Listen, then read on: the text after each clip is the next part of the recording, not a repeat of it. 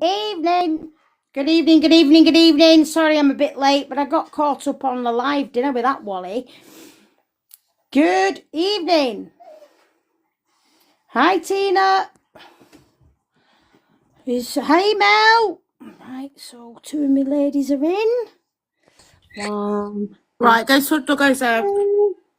Hold the fort. Just hold the fort for a minute. Just mute yourself. Yeah. Thank you, That will do. Right, just give me 2 minutes and then I will drop my friend a message as well. Welcome in, guys. Do you like my picture? That picture. Oh my. He's the closet clown who Look at Joe's. frequents toilets. His face. Right. Right, go on. I'm going getting the dogs out. Go and get the dogs out of the van. Bless them. Right.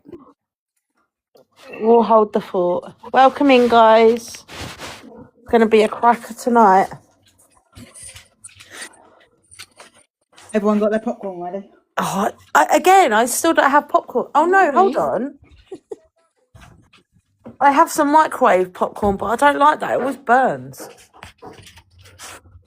My dogs have some popcorn. Have they? Yeah.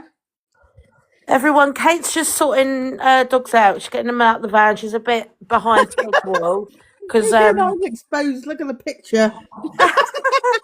Wally Brain didn't leave his life till a bit later, so she's behind schedule. But she is coming back. Sorry, that's my other phone. Yeah, can you not do that again, please? Oh shit, the cam turning. Who is? I'm joking, Mel. Oh, they haven't got brain cells to cancel. Get your heartbeats in now before they get banned. Hi, Jazz. Who have you let in? On your tails, it's gonna be a bumpy ride. Yes, mine. Who you let them in, Joe? Nope. No, I didn't. Tina, did you? No. I did. No. Oh, sorry. I did.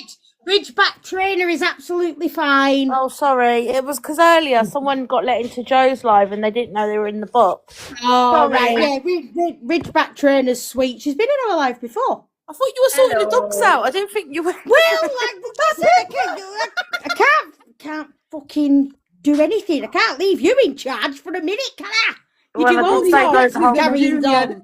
No, I've got Joe chaperoning. Well, Joe's doing a shit job, I'm just saying. Hi, Claire. Right, Claire. I think I'm always a bit suspicious because I keep popping in and out the line. No, I didn't know if it was intentional or not. Right, I'm going to go and just sort the dogs out. It'll be a couple of minutes. And then, are you ready with the videos, etc.? Quickly, before you start. Do I have to listen to the voice note first, Bear? Honestly, we couldn't organise a piss up in a brewery, could we? We're so well organised. Well, we were till that Wally kept going live. I know. Maybe that was his point, though. Right, I'm just going to listen to this voice note and get the dogs out the van. I was still on it every time, though, when I was like, boom, right there. I know, you're brilliant. Absolutely brilliant. Well, only because I had the heads up from somebody messaged me. Hi, Claire. Nice to meet you. I'm Kate's friend in spirit. Hi. Hey, Claire. No, I have been to see Kate before. I've got little Mars, one of her puppies. Roots. Nice. Roots. Oh yeah, and Roots the Wally. Nice to meet you, anyhow. Lovely to meet you too. The Wally's come off live. Oh, was he on live? No, Dylan was. Oh God, there's so many Wallies. I can't keep up now. At this point. What's that diamond you've got up, Claire? I've never seen that before. Oh, it's gone now. A gift. Oh, I saw diamonds in the box. Yeah, that was a gift, I think. What? Yeah, it's a new I don't know how any of this stuff works, so It's one I of the mean, new we've been ones doing this now. a good couple of years now, and none of us do. Still. I just make it up as I go along. Oh, it was Jazz. Oh, she sent you diamonds. Yeah, it's a new gift they've got. I don't know what to do with it, but thank you. I just re-gift back to Kate. Okay, I don't know how to do that either. Oh, don't worry. Don't worry. Somebody talk me through it and I'll do it. Oh, you can't do it while you're on the live, but no, it's fine. Okay, I will work it out. I can Google. Getting me heart me using that though. Before To be quite honest, I'm pretty shit. Terrible. You have to be careful with your wording as well. You can't. We love TikTok shop. Okay. Yeah, it is. Oh God. Well, hopefully it won't hate science.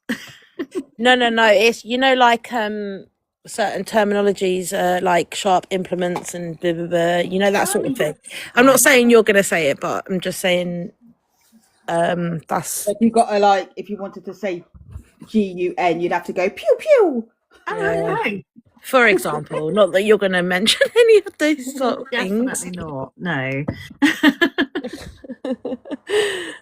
Well, welcome to the madhouse. That's all I can say. I feel suitably welcomed. Thank you. Wow. I do end up going a little bit rogue. I have to be put in my place. But yeah, Mel, reel it in. Sorry, Kate. That positive punishment, is it? Well, she'll tell me off anyway. Shut up, Mel. She does. Shut up, Mel. Let me up once. Oh, hold on, Jazz. Too slow. I've done it. Shut up, Mel. Yeah, Mel, shut up. Oh God, she's back. Remember, she probably had her headphones on so she could hear you. I did have my headphones on. I'm not leaving you on your own. Absolutely not. Bloody feral. Oh, I was just introducing Claire to the madhouse. Claire, I've only popped in quickly. So fun. Do. Claire, I've only popped in quickly just to tell you what to do with them things I've just sent you. Oh, the diamonds.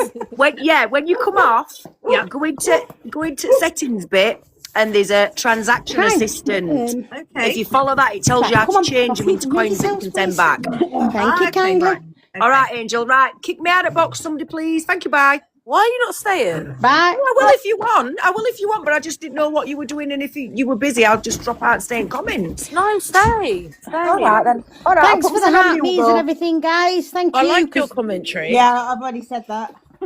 Thank you. We love Jazz around these ways. Oh, Willow, it's not treat time yet. You're at least an hour early. She's only just bloody yet. I know. Well, she forgets. She's got senile. She's got senile. She wants it again. She forgets. She's like, it's treat time. They're all looking at me like you've got what we're doing. Not doing anything, guys. Molly boy, Not settle doing down. anything. Anyway, don't even are you know where mods Mel watching is. boxes very carefully? Because the invite's gone out. It's official. She's invited him into the room. Who? Who's invited who into the room? You did on your story earlier. Oh, I did, yeah. Yes, you did. Come into the room, my love, and I'll right. give I you my said, name. Come in. So you But I know, want to know why you thought it was okay to threaten to hit Mel over the head with a baseball bat. I want to know Oh yeah, he's vile. You what? I missed that. Yeah, that's exactly what he said, Mel. So if he gives me that information and explains himself adequately, then he can have my name. He said it in that live earlier, but we were talking. I think He did. Did he? Yeah, Yeah, he did. it 'Cause nice. I was in the car listening. I didn't hear that. He But said that he would. Yeah. right, let me get my Jay taser said ready. that he would hit Mel round the head with a baseball bat. What have I done? Nothing. Well, he wanted to know who you were. You're in here, so therefore you are enemy number one. I've done nothing. I've done nothing Coding wrong. you into a reaction so he can find out who you are. Narcissist Yeah, that's what he 101 wants. manipulation. That's exactly what he wants. And if he comes into my live and has a conversation with me, I might give him my name. The I missed that. I missed the that. one and only A with the numbers. The number one and only A is J. It's one of his burners. Is it? Because that's the one that Yes. sent me a threatening message. Yeah, it's also one that come in my life the other day while I was playing draw and guess with my family and said, do you know what it's like to have a bag full of puppies and make them scream? Oh, I saw that. Did you see that? Yeah, I Nasty. saw Right. that. Yeah, I did. Right. Are we ready?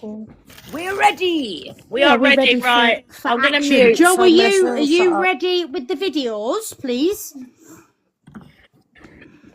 So, how I'm planning on running this live is very simple. We're going to watch some videos of Jay interacting with his puppies, and Claire's going to break it down for us and talk to us about it. This is not about balanced and positive dog training. It is not. It is simply about the behaviours that's being seen and what the potential long-term effects are going to be. I just want, if some of Jay's minions come in here, and I'm hoping they do, maybe they'll be a little bit more educated by the time they leave, and it might change their mind. So, Joe's going to be in charge of the videos. Oh, God. Well, shall I just introduce myself a minute? Because there's probably loads of Absolutely. people that don't know who I am. Hi, everybody. I'm Claire, as you say, Claire, animal behaviourist.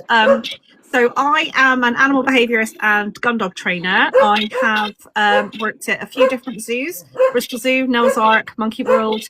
I've worked at the University of Bristol. I'm a qualified animal research technician.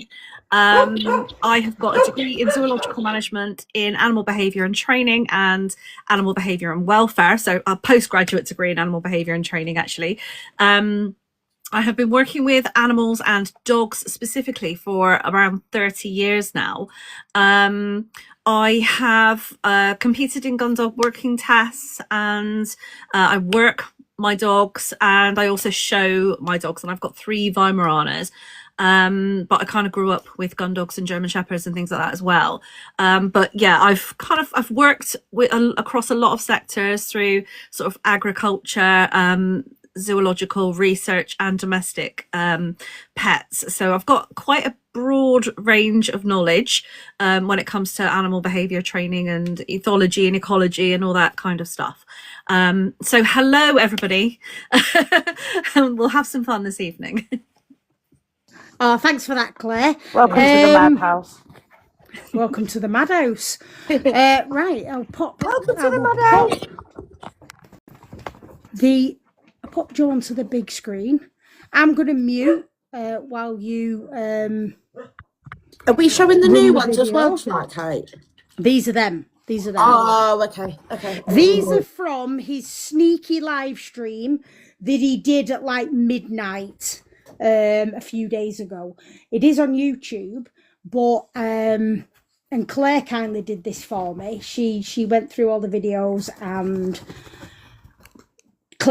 chopped them down into little ones so that we could talk about each individual one as it goes. Put Julian Tumble back on, please. He's there. Look at him in the corner there. Maybe we should put him behind bars. That's where he belongs. Right, I'm going to let you run that first video, Joe.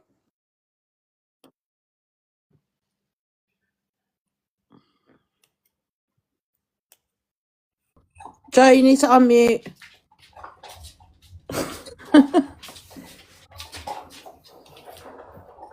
Where's the sound? Joe.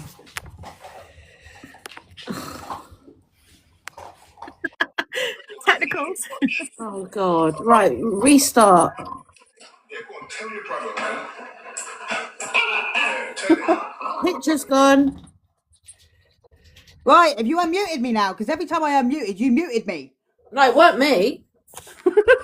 Fucking hell. Right. Start again. For goodness sake. Too much with us, right?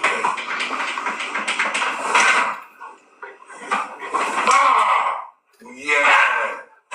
Who you woofing at? I'm fucking telling them off, yeah? For eating the fucking kibble. And look how he's replying to me. Look how he's replying to me. Look, and he's going back over there to eat it. Watch. Huh? Yeah, go on, tell your brother, man. tell him. Tell him, don't tell him, fam. Oh, my boy. Good boy. Now, no, bruv. I know you're trying to do it. My girl said, oh, look what you doing on my phone, man. Biggs, go on. Good boy. You tell him. Little shit, yeah, I caught you that time. You're still choking him. Look what he's doing, bruv. Little prick. You bite my hair again, I'll bite your tail. Seriously, you're already famous for me biting you. You're already famous for me biting you. Don't make me do it again. I'm sure I just did a minute ago. Fuck off.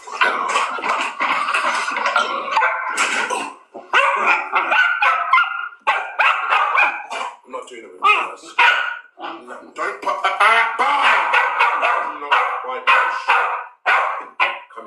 Come in. Shut your fucking mouth. No. We're not doing it.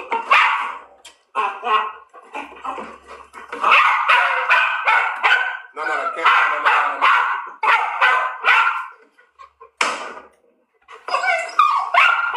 See, please tell me, positive.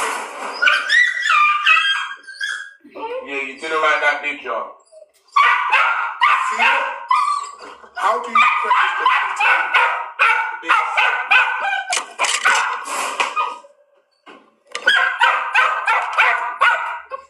Alright, come here. We're not doing that. Fuck that. This is how you correct it. I'll fucking show you on the live. Fucking mental. Don't, because I'm not right in your nostril. Give them treats. Yeah, clump me again. Leave your brother alone as well. He's chilling up. No, leave him alone. Don't, because you'll be in this position in a minute too.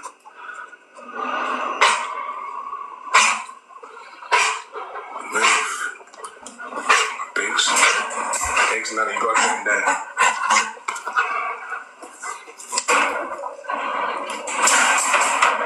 You fucking get in there.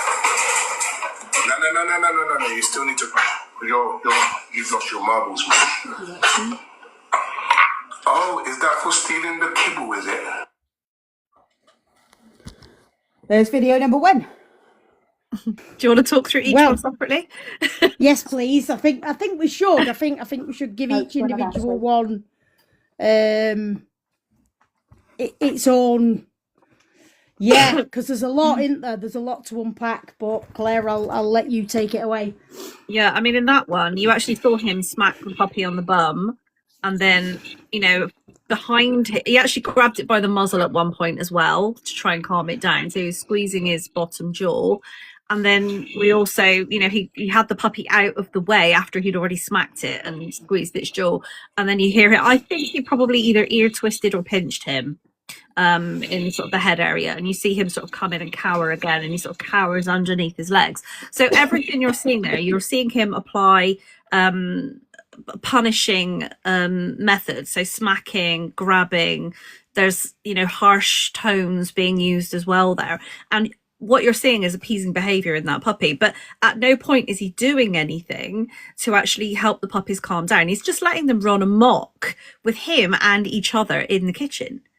And actually, it's what you don't see within the rest of the video is him actually winding them up. All you're going to see within these clips are the moments where his frustration comes out and he's actually punishing those puppies. So yeah, and he always, you'll also notice that he tends to focus his punishment on Chaos, I believe, the smaller black puppy. He tends to focus on him. So that's what's happened in that one. There is a reach over the back. He smacked the puppy on the ass. He grabbed it by the mouth. He did some kind of pinching behind his body, and then you hear the puppy screaming, and then it cowers down, so it goes low to the ground and it's crawling away to get away from him. So, from maybe we should discuss the long-term effects on these puppies at the very end. What do you think, Claire? I think so, because what we're going to see is very similar behaviour within all of these clips. And I've got a few points that I have actually heard him bring up in other lives that I want to mention as well. I just want to blow a few little pieces of information that he's trying to put out there out of the water somewhat. And then I can then overall go over the detrimental effect that this is going to have long term on these puppies and actually any future offspring they might have as well.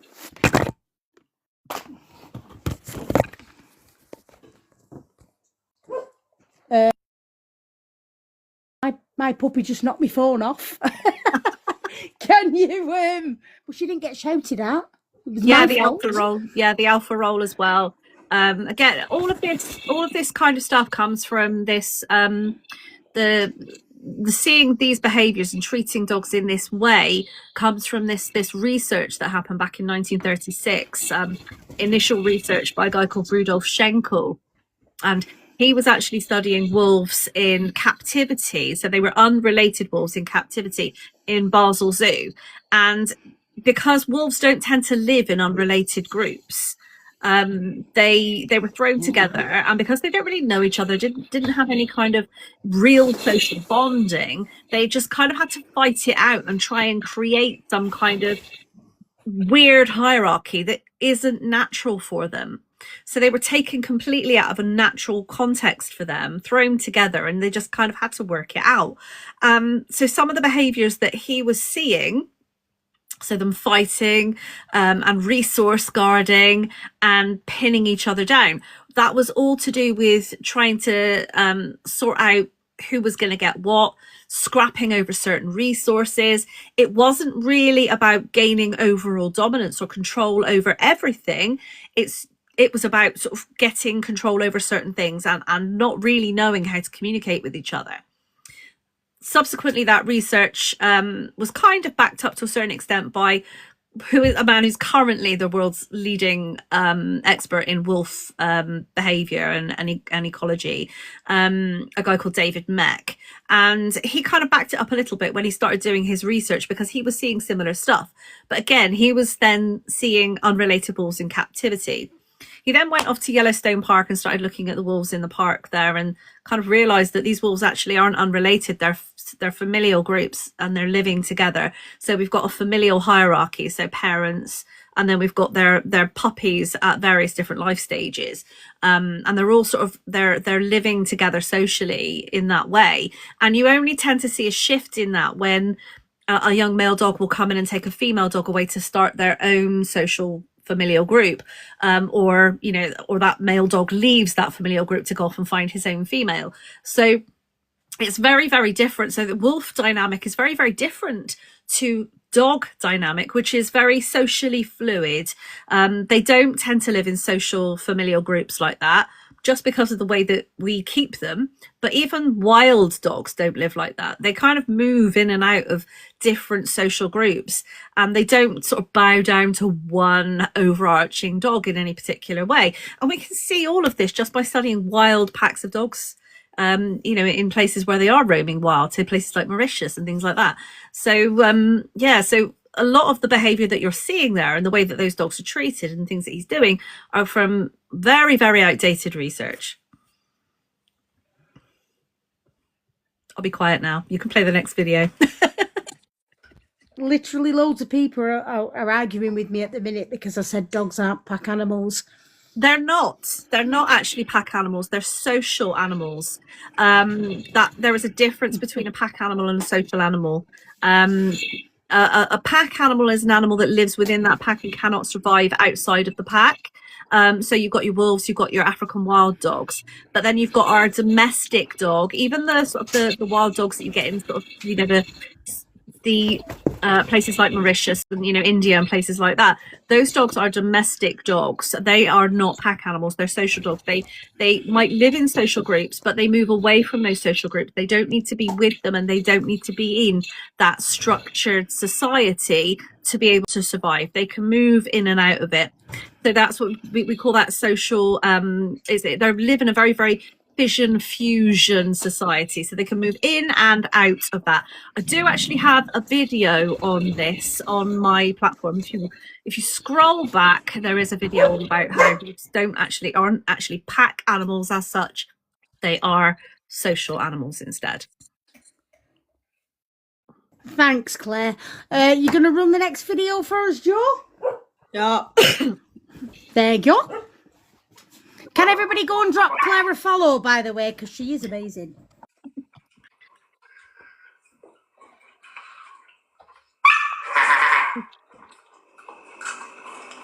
Teeth come out there.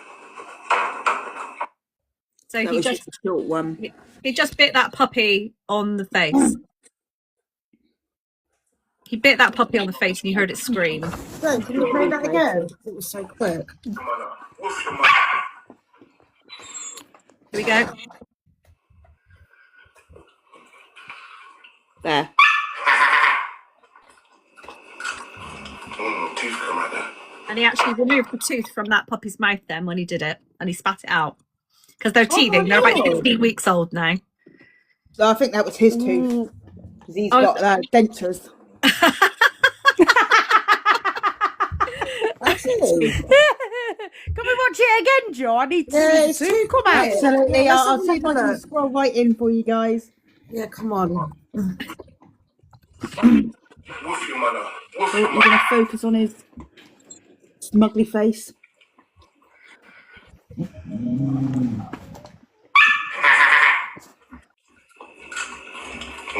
come out there.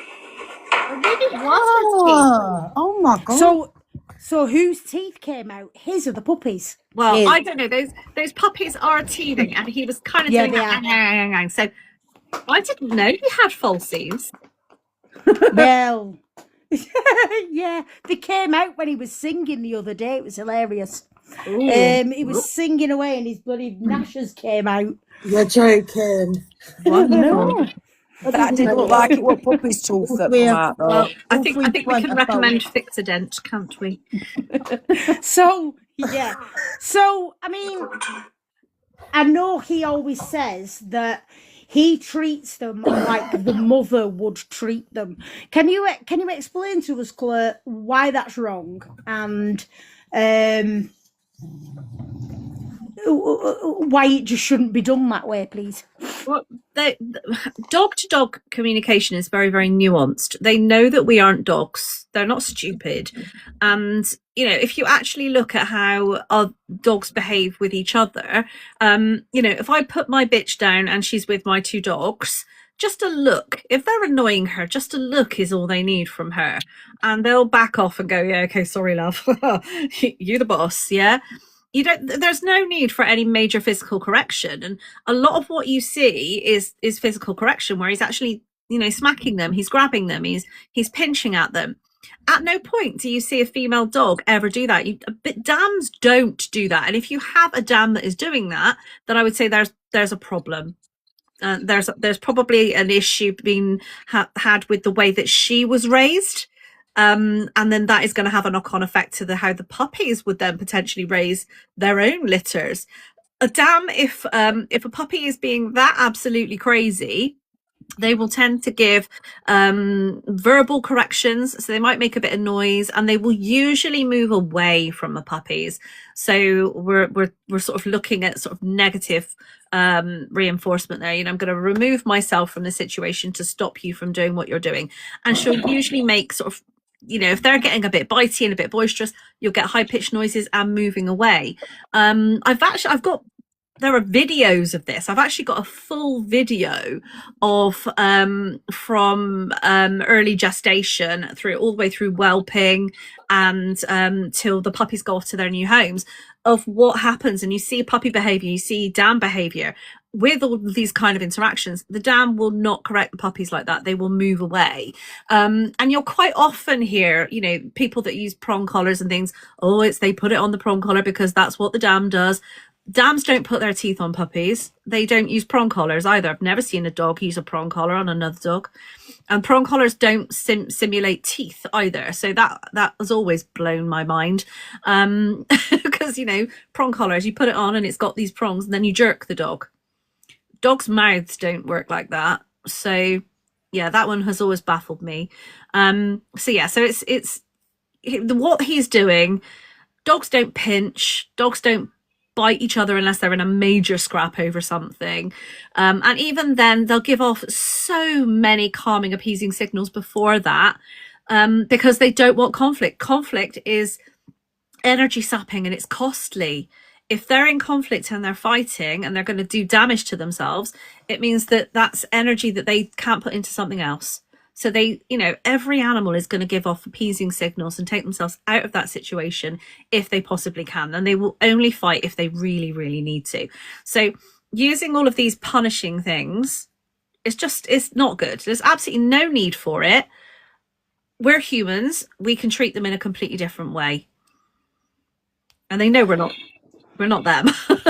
and biting a puppy or any dog certainly isn't the way. Do you know It's what? mind-boggling. I need to slow that down though, because I need to see his teeth come out. So I need to slow that right down. The thing is, if you do something like that to the wrong dog, you're going to be in trouble.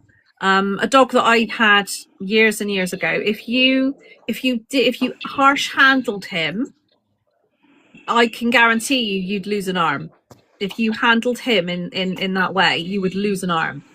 Now I'm no shrinking violet. You know, I've been around big dogs my whole life. You know, I quite like working with like the XL bullies and Malinois and German Shepherds. I like those big beefy dogs. And you know, with him, if you harsh handled that dog, I guarantee he knew how to use his teeth and he would do it. So you just there's no need for it. And when you know that you're working with a dog like that, then you kind of go, okay, I need to be a lot more measured. We shouldn't be using these methods. I need to think smarter about what I do. And I need to think about training, not about suppressing or punishing. Thanks, Claire. I agree with you. You know I do. Can you run the next video for us, please, Joe? Got it on a stand and everything. Fucking chaos. Stop it. Good. Drink on your airball. Come. Half. Okay, be careful what you do next. There's no.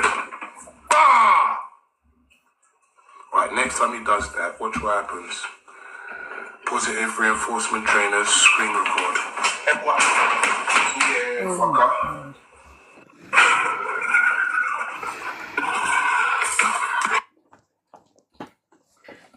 It's the first time I've seen these videos as well, guys. I haven't seen these yet. No, she's literally only just got one. Can we watch? I didn't want to watch because that's them until quite because that's quite short as well. Can we see it again, please? And guys, we're not here to debate tools or anything like that. We are here to debate.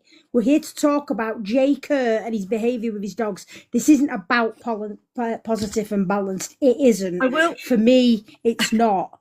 Okay, I will say I am force free. The reason for that is because the more educated I become, the more I know how these things work. Like I say, I've been in this for a long time, so I have used aversive tools in the past. Growing up, you know, we had shock collars and things like that going back years ago. We had check chains on all of our dogs. I've been there, done that, worn the t-shirt, and the more educated that I've become, the more I've learned about how dogs work and, you know, biology, neurobiology, genetics, the more I've come away from that thought. So I will say, I freely put my hands up. I am force free. I am staunch force free. And if you look at my videos, you know, I will talk through the reason, you know, why all of these pieces of equipment work and ideally why we shouldn't use them, just purely so that people know why those pieces of equipment work and how the brain and the body work when you're using these things and why they don't necessarily work to help your dog in any particular way. We'll definitely come to that this evening as well. I think I'm going to have a bit of a chat about that one. But that's why my platform is there, because I want to get this education, this science out to as many people as possible. Now, if you are balanced, I am not going to argue with you. I had a wonderful conversation with the lady earlier on who is a balance trainer. I am more about education than arguing the toss, quite frankly. I don't have the time or inclination to argue the toss. But I will put out the good science so that you can watch it. And you can watch it if you want to, or you can choose not to. That's entirely up to you. Right. Over to guys, you. if we're going to be moaning and complaining about this in the comments, you will be muted. She's explaining his behaviour and why she thinks certain things. This isn't going to start getting messy because the comments will be turned off. This is for education. Okay, we want to. Oh, fucking chaos. Stop it. Good. Choke on your airball. Come. Huff. Okay, be careful what you do next. Ah! Right, next time he does that, watch what happens. Positive reinforcement trainers, screen record. Yeah, fucker.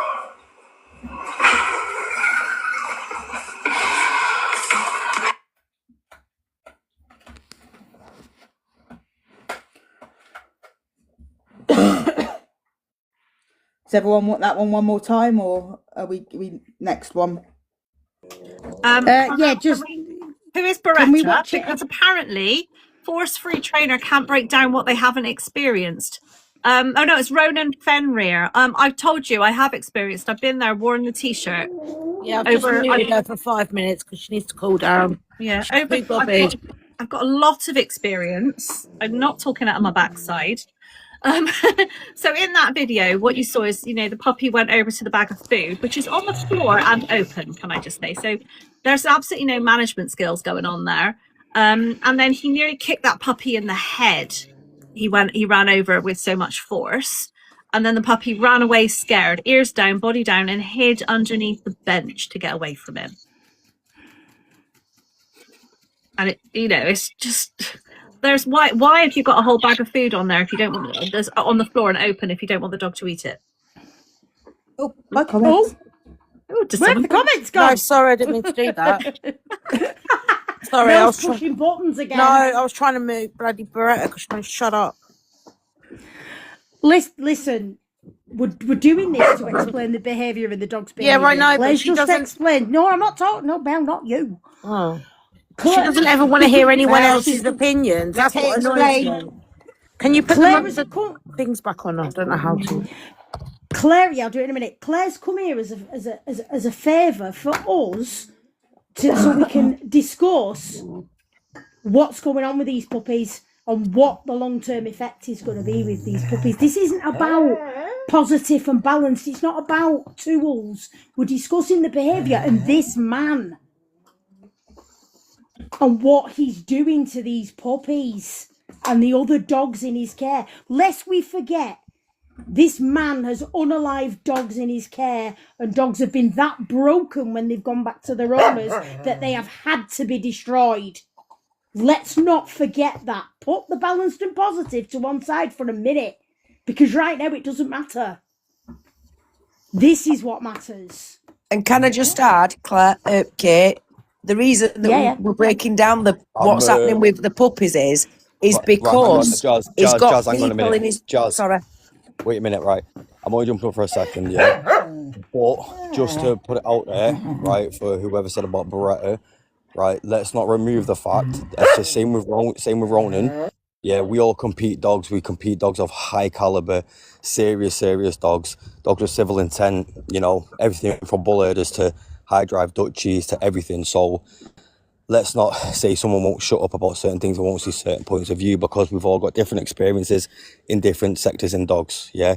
Beretta has experience in this kind of stuff. Same with Ronan, same with me when it comes down to high drive Dutchies, high drive bull herders, dogs of certain caliber. So yeah, but the reason I said that K9 is because Claire's here to do a favour for us, and she's just going on and on about calls, and we're not here for that at this point. No, yeah, but Melissa, what you also need to understand is just because she's got some qualifications doesn't mean she's got all the experience in the world behind everything. So everyone's got their own experiences with certain things, right? So everyone's input is valid in this kind of stuff, especially when you start talking about these working dogs. Now, don't forget, Jay's dogs are high drive working dogs from certain lines where we've seen these dogs and the lineage. We know the lineage of these dogs. We've seen the actual sire and a dam to these and the grandparents and so on and so forth. Yeah, we've actually seen them compete and work. So when she's talking behaviour of these certain dogs, it's because we've actually seen it in person. K9 Cartel, sorry, well, I've got you on, because you've obviously said that you know the genetics of these dogs.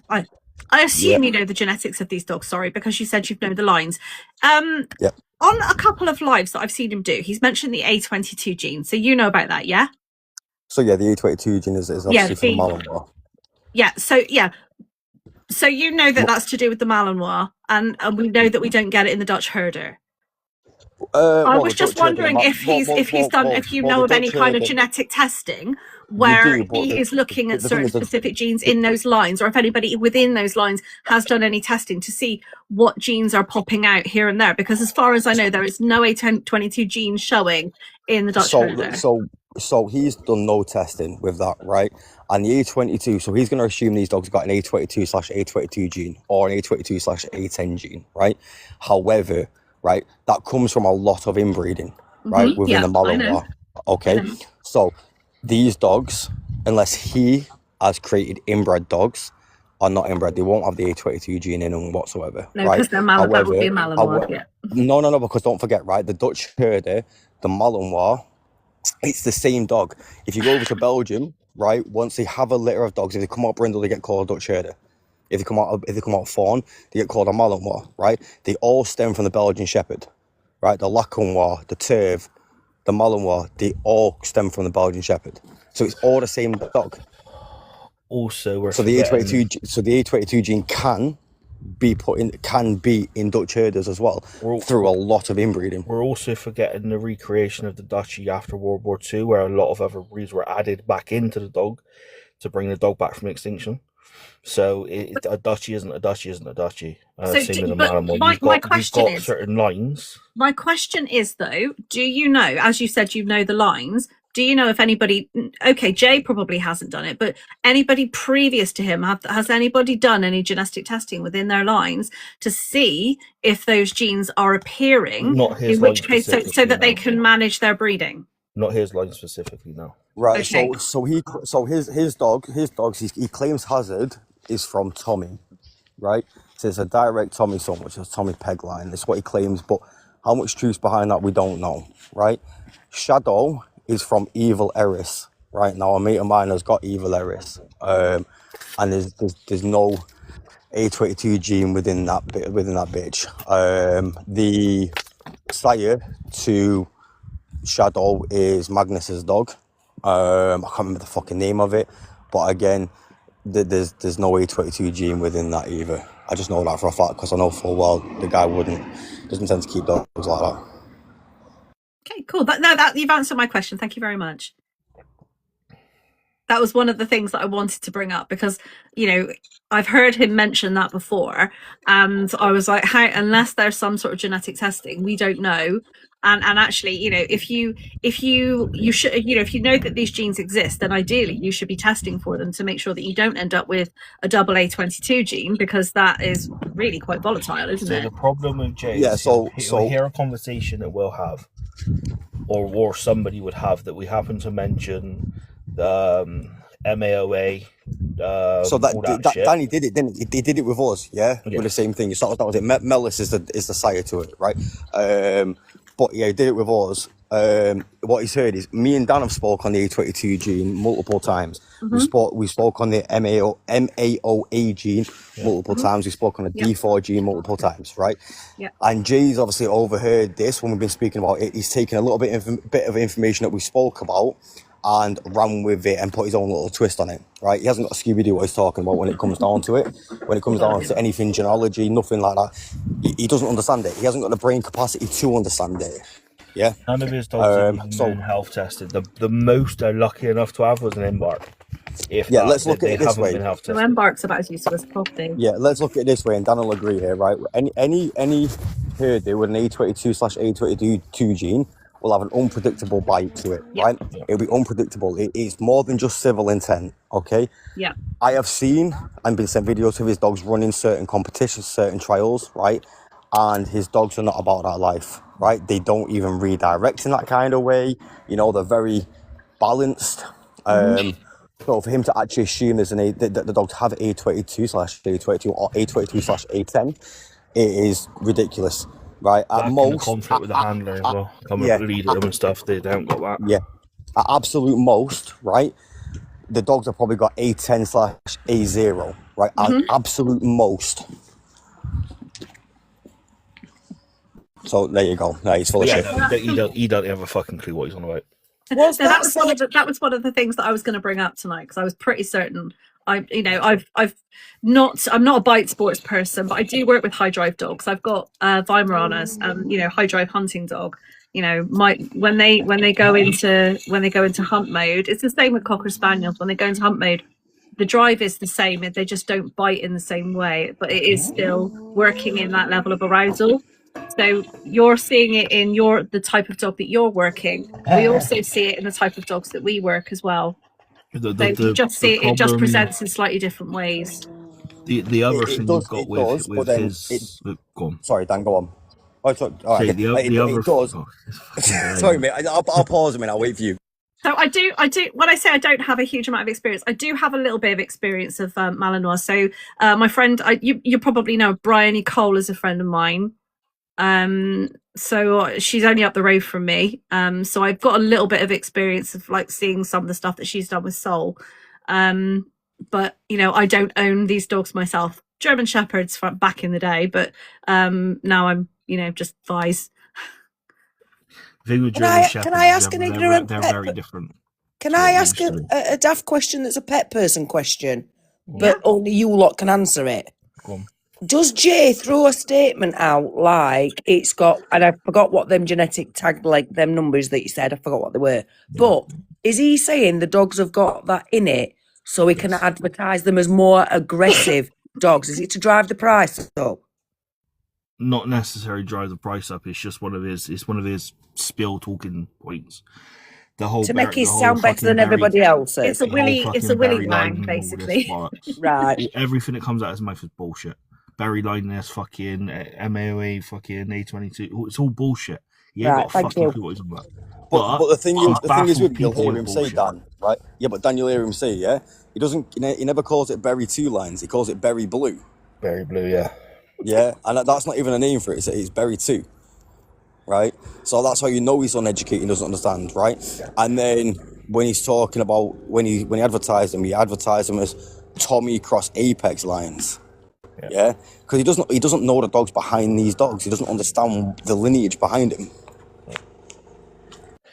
The thing with him is he can talk a good game, but a lot of it's regurgitated information that he's practiced and rehearsed out, probably in front of a mirror, staring at himself at night, and he's baffling uneducated people with bullshit because he can talk a good game. Mm-hmm. He can convince people that don't know what he's on about that he does know what he's on about. Yeah, I see that a lot. Is it relevant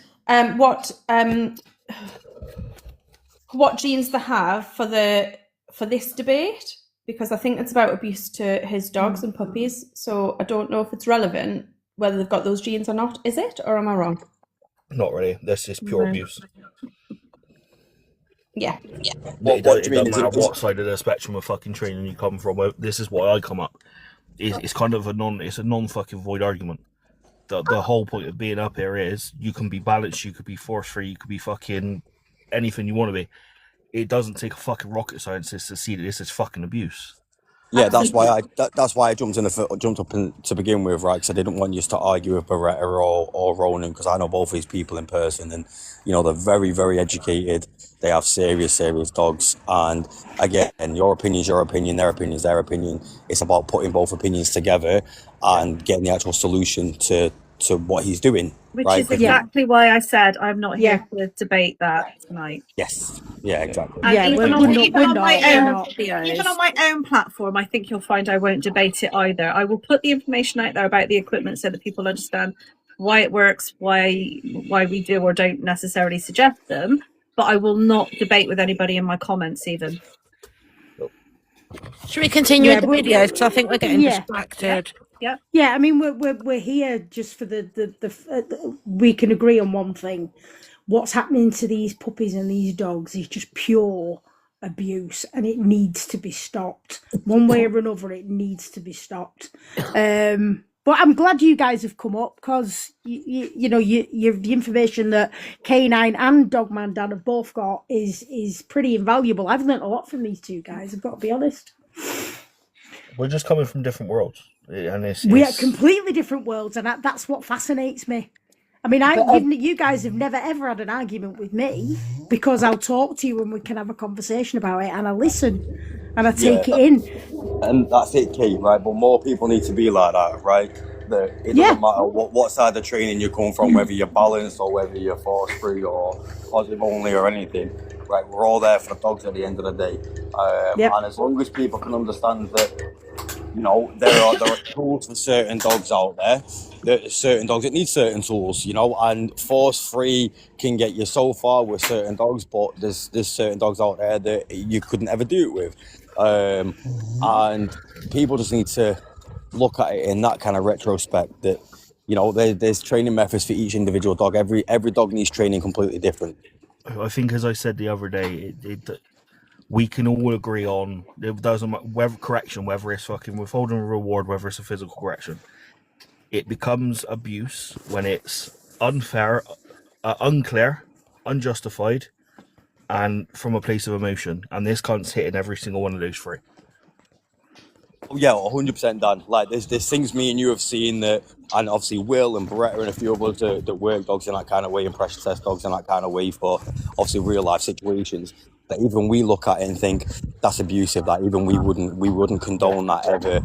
Everything we're seeing now. So if you're getting it from one point where the force free are saying, well, that's abuse for that way, but then you're getting the working side of people looking at it and going, well, no, that actually is either borderline abuse or actually abuse. You know you're doing something wrong.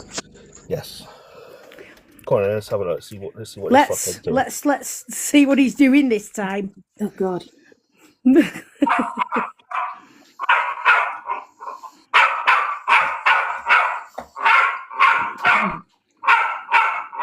That smirk. Just wait.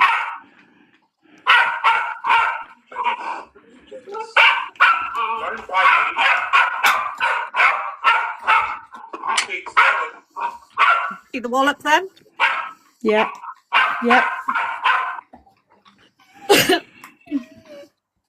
So by pushing the puppy away, it's actually winding it up even more. Go on, run it again, Joe. Run it again. I've run the short ones again. Yeah.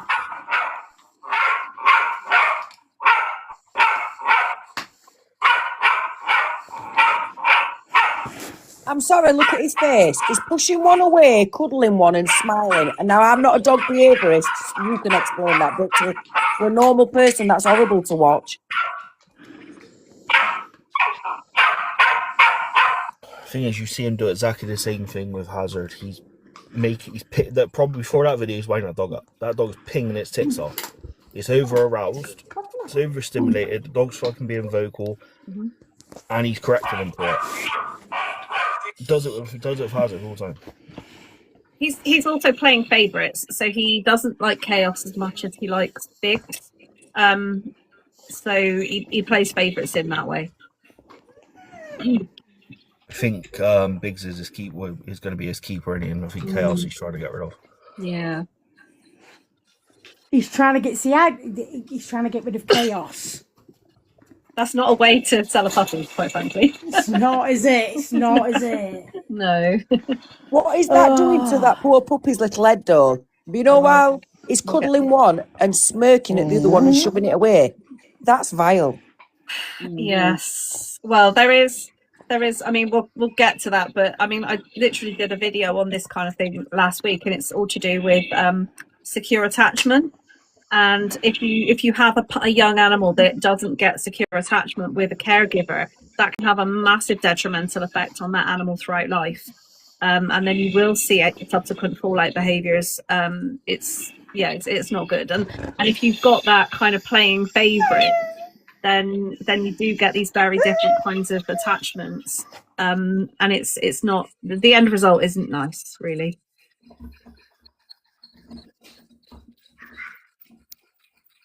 Do you want to run the next video for us, please, Joe? This one's a bit longer. Now watch this. Watch.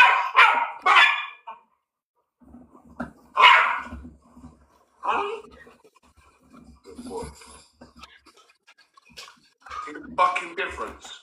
Yeah? Then all of this positive reinforcement, then a fucking good short, sharp correction. Huh? Good boy. That's better, isn't it? It's fucking mental, innit? This is why these people shouldn't have these type of dogs. That was a prime example, yeah, right, of these dogs need boundaries. This prime example that these dogs need fucking corrections for unwanted behaviour. And if you don't understand that, please don't have one of these dogs. Please. And one person protection people gonna do in this situation, throw treats. This is what I'm trying to say, fam. It's a prime example, bruh. Do you know what I'm saying? Of a correction needed, isn't it? To calm your threshold down. And now your threshold's calmed down, I can cuddle him. Look, they're not trying to bite my face. They're not trying to bite my clothes. They're not trying to bark all erratically. See the big fucking difference, guys? Yeah? Look.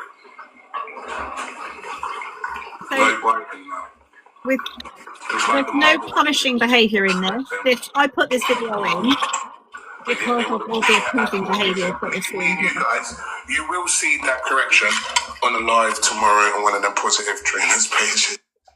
So I put that video in at the end because of all the appeasing behaviours that those puppies are giving off. They've been punished multiple times, and then they're coming in, they're licking his face. They're doing everything they possibly can because they're trying to work out what he's telling them, they're 1 minute he's winding them up, the next minute he's screaming, shouting, they're hitting them. They're trying to work him out, and they're giving off all these appeasing behaviours. So all the face licking, the lip licking, and getting in close to him because they're trying to stop, they're trying to work him out and stop him from doing what he's doing. Yep. There's no clarity. The dog, they're too young. They're too young. These are about boundaries and correction. The pups are too young. They don't know what he's asking of them. Well, even an adult dog wouldn't know. Yeah, exactly. Because he's doing what he normally does. He spikes the dog, then fucking brings him back down again. The thing He's making it every single dog like him. He spikes, then drops, then spikes, then drops. Then puppies act like they're on Red Bull. Yes. Yeah. It's so this all comes down to the attachment theory thing. So if you don't have a secure attachment as a young animal, this happens in humans as well. So it's originally researched with human babies by a guy called John Bowlby, and then Mary Ainsworth took it on, and then it was adapted quite a few years later by canine scientists, and they adapted Mary Ainsworth's strange situation test. And what they've actually found is that if you don't have a good secure attachment, you've got insecure, disorganized attachments, you get clingy or avoidant behavior, you get difficulty trusting, you get increased separation distresses. The handler doesn't function as any kind of secure base, so you end up with a very, very nervous dog.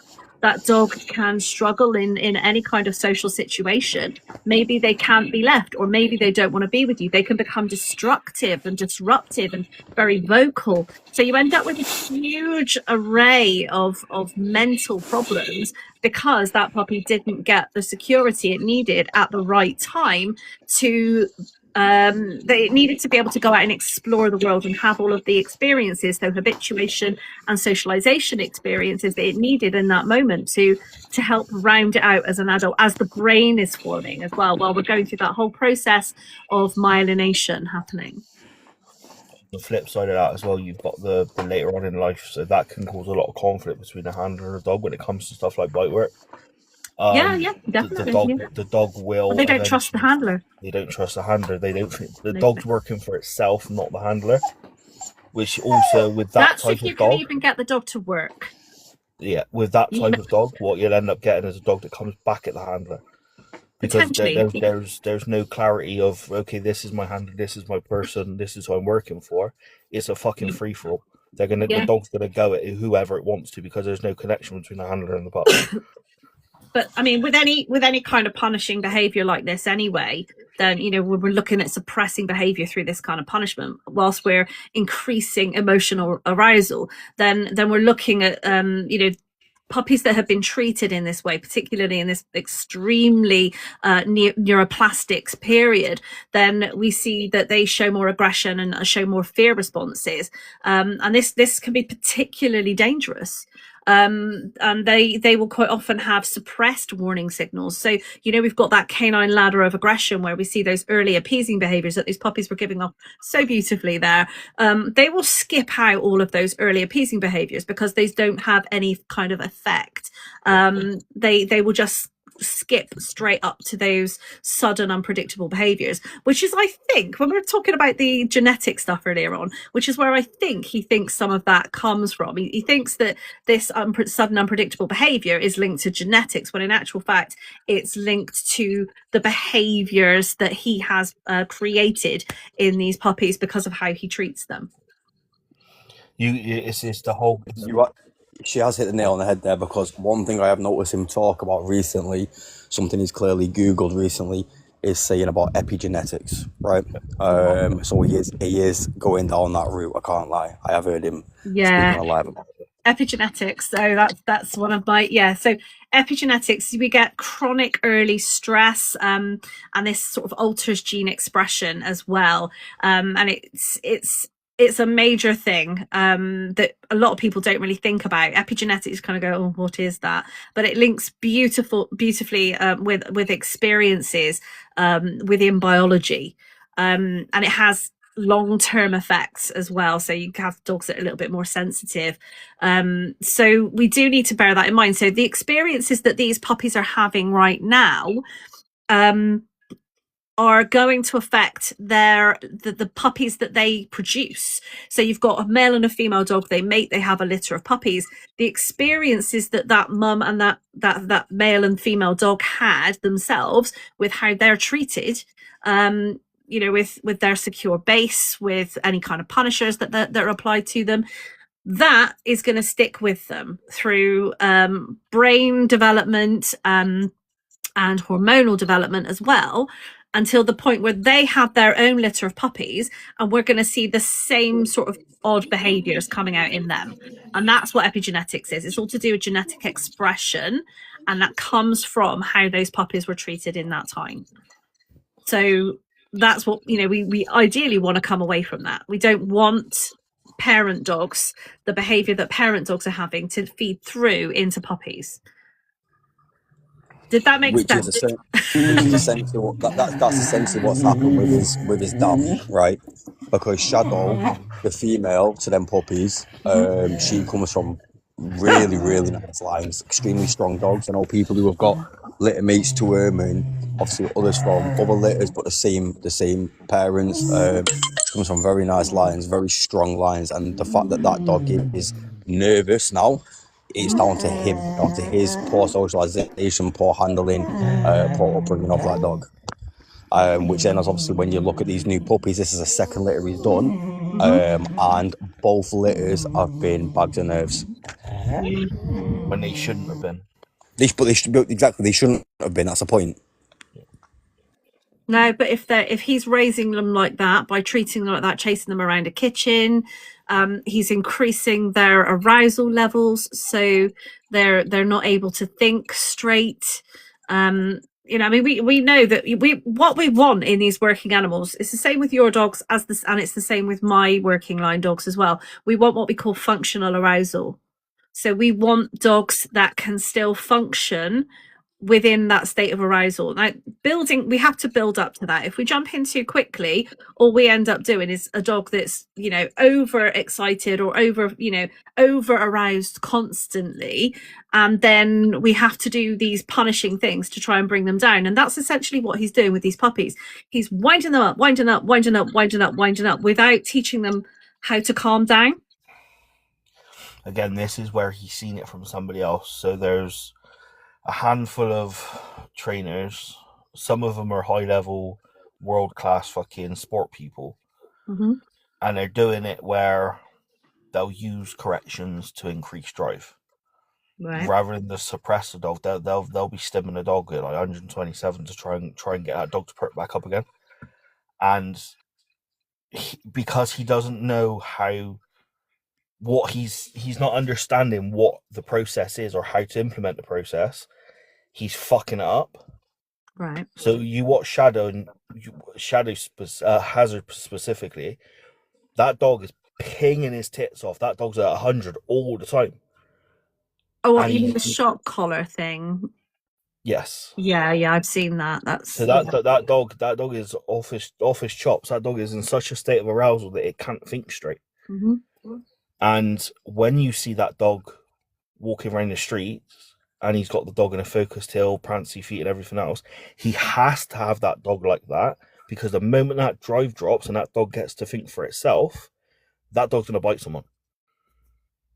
Because he's a reactive dog. He's an unpredictable dog. But the only way you can get him even remotely under control is by hammering the fucker with obedience and spiking his arousal. Right. Instead of Dumbass pet person question a minute. So when you say stim, does that mean he's shocking the dog and overstimulating it by keep zap zap zap zap zapping? Is that what you mean by that? So we're looking back at Yerkes-Dodson's law. So what's going on there is with arousal, and they actually did this with mice, I believe. They did use electric shock with mice, and what they found was that if you've got too little arousal, then you end up with an animal that is a bit more disengaged. They're less likely to want to do anything for you. Then you've got what we call optimal arousal, which is that sweet spot in the middle. And then we've got too much arousal, which is at the end. Essentially what Jay tends to do is he pushes his dogs into the too much arousal at the end. And they're so aroused that he doesn't have any way of calming them properly, because he doesn't know what he's doing, that he has to zap them with high levels of electric shock. Okay. Whereas ideally, when we're working with these high arousal, high drive dogs, what we want to be is in the sweet spot, and we want to gradually surf that high arousal over a period of time so that we can get the dog gradually working in high arousal, but we can control it. So with the higher level obedience and stuff like that, with people actually know what the fuck they're doing with tools, what you can do is you can speed up behaviors, because a dog learns to turn the stim off to perform the behavior faster. Now that builds drive. You can increase stimulation. You can build drive that way by doing it. That's what part of what he's doing with his dog. He is pinging his dog off his nuts. That dog is might as well just stuck his head in a bag of coke.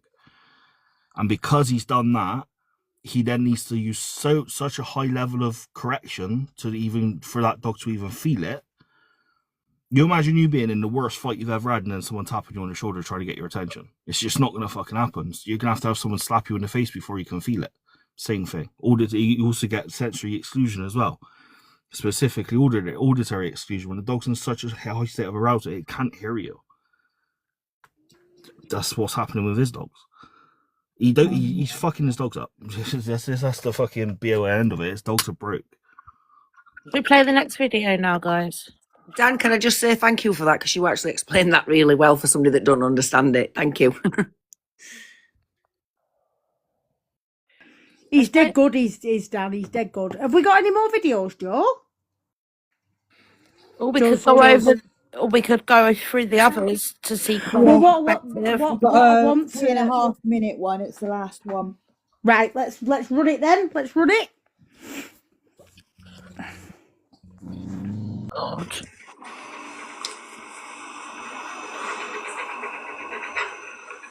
Okay, brother. Go on then. Calm yourself.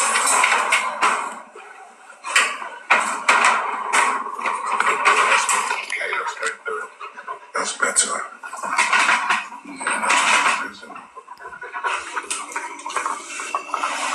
Exactly. Look at that face. That's the face of an abused dog.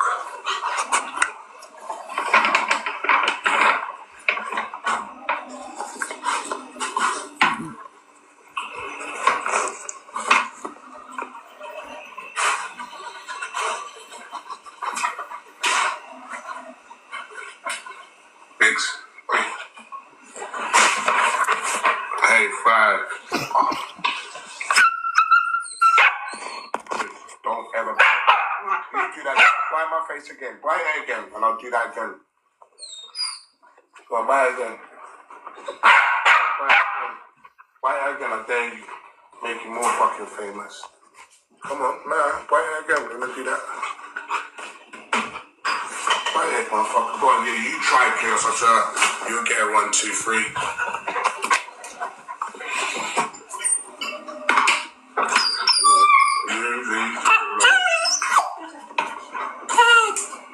I love you too, yeah. Yeah, doing like that, did you? Okay. You're gonna get it. Go on, bite my face again. Go on, I'll bite you back. Yeah, that's what I thought. That's what I thought. Chaos. Fuck off, Chaos. Fuck off. Chaos, stop it. Hey, big. Yeah, that's what I thought. Bitch, I'm gonna fucking hurt you in a minute. I swear down. You better leave me alone. I'm gonna fucking do you in. I'm gonna do you in. Yeah? I'm gonna fucking do you in, you little sugar. Huh? Come on, then. Let's make you fucking famous. Let's make you famous. Let's make you fucking famous. Come on, let's make you famous again, Frank.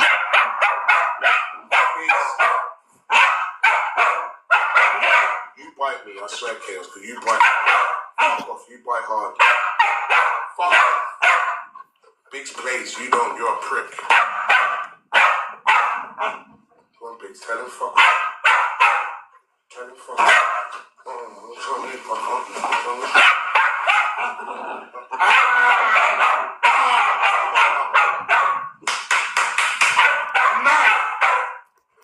You just bit myself.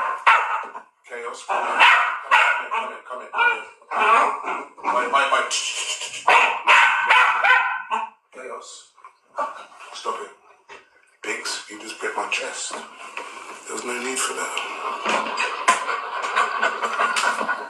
Did you not just see Biggs bite my chest? Man went in right there. Crunch. You're not getting that food. You're not getting that food. You're not. Oh, Chaos. Good. Choke on the.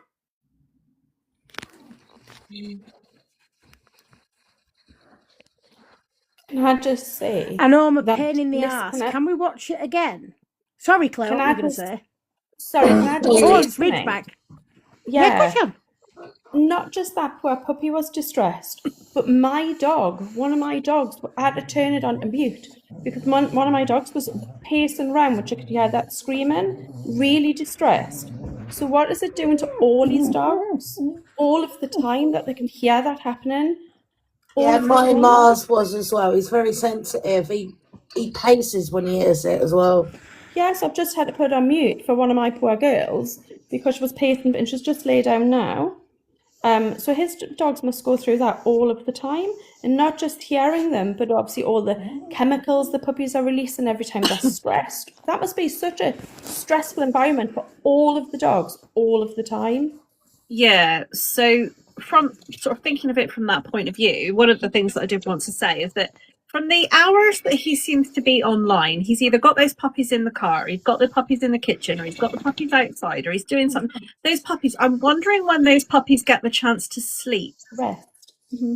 Puppies need That around one, 20 hours of sleep a day, so that they get proper REM sleep as well, so that they can properly rest, digest, process the world around them, and their brain gets the opportunity to form and process the information that they've learned that day. If they don't get the right amount of sleep, that's going to have a detrimental effect on any learning experiences and behaviour as well. He's around those puppies, you've got dogs barking constantly, or he's doing stuff with them. But I'm not seeing at any point where those puppies are getting their 20 hours of sleep a day. Doesn't even have like any bedding in the crates. And then I don't know if you saw the video yesterday, Claire, but he took the puppies to the beach, and they started playing, and then he told them off for playing. Yeah, It's just so sad, isn't it? Like, so with the no bedding in the crates, I have so there's this thing, we call it stuffy side. It sounds cute, but it comes from predatory motor patterns, which as puppies get older and through frustration and things like that, they commit what we call stuffy side, which is ripping things open. Stuffy side is a natural part of their of predatory motor pattern and learning to hunt, because if they were going to be out learning to hunt, then you've got your orient, you've got your eye stalk, then you've got your stalk, then you've got your chase, then you've got your kill, your grab, then you've got your grab, bite, kill, bite, then you've got what you call the sort of where you're ripping everything open and consuming. So that would be the stuffy side part of the predatory motor pattern. That's if they're not caching before they consume.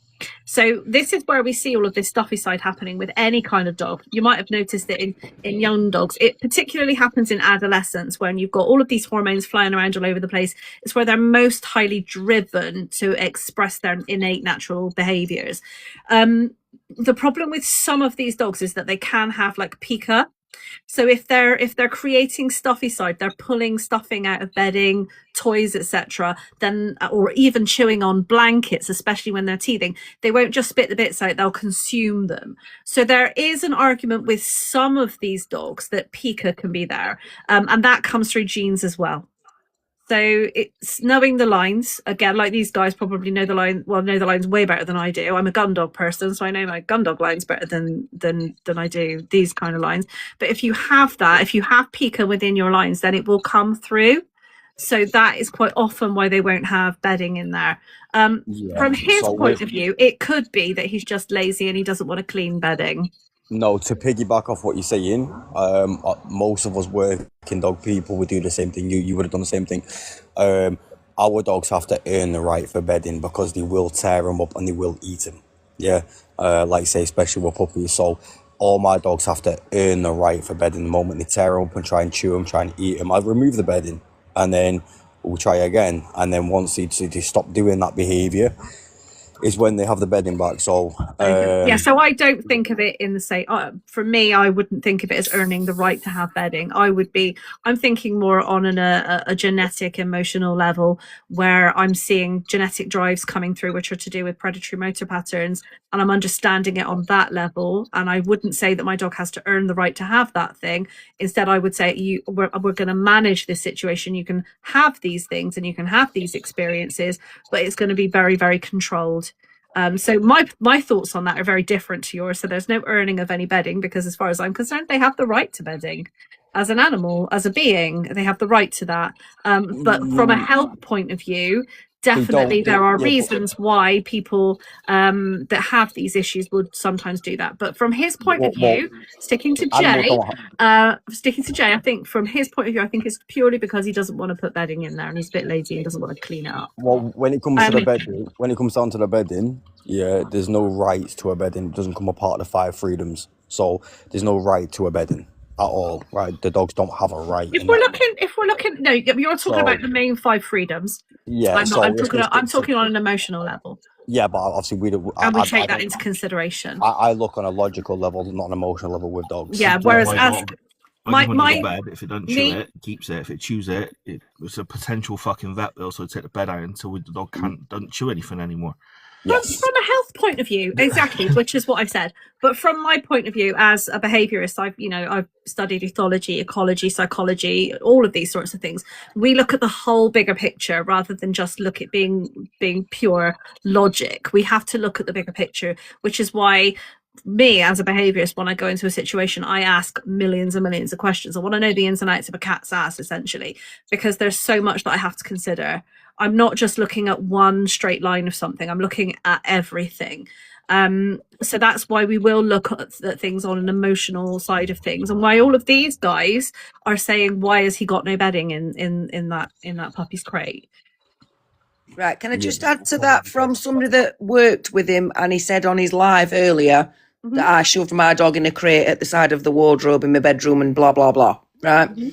He actually told me, words out of his mouth, verbatim, take that bed out of there, a crate's plastic for your dog to lay on, you'll make it soft, and then you won't be able to train it. That is his exact words to me the first time he saw my dog's crate. Which is rubbish. Well, that is complete shit, yeah, because my dogs, my working dogs, have orthopedic beds and are currently in a crate at work, right, with orthopedic mat beds, right, and both of my dogs outwork his dog every day of the week, which is why he can never beat me in a competition, and he's never beat me in a competition.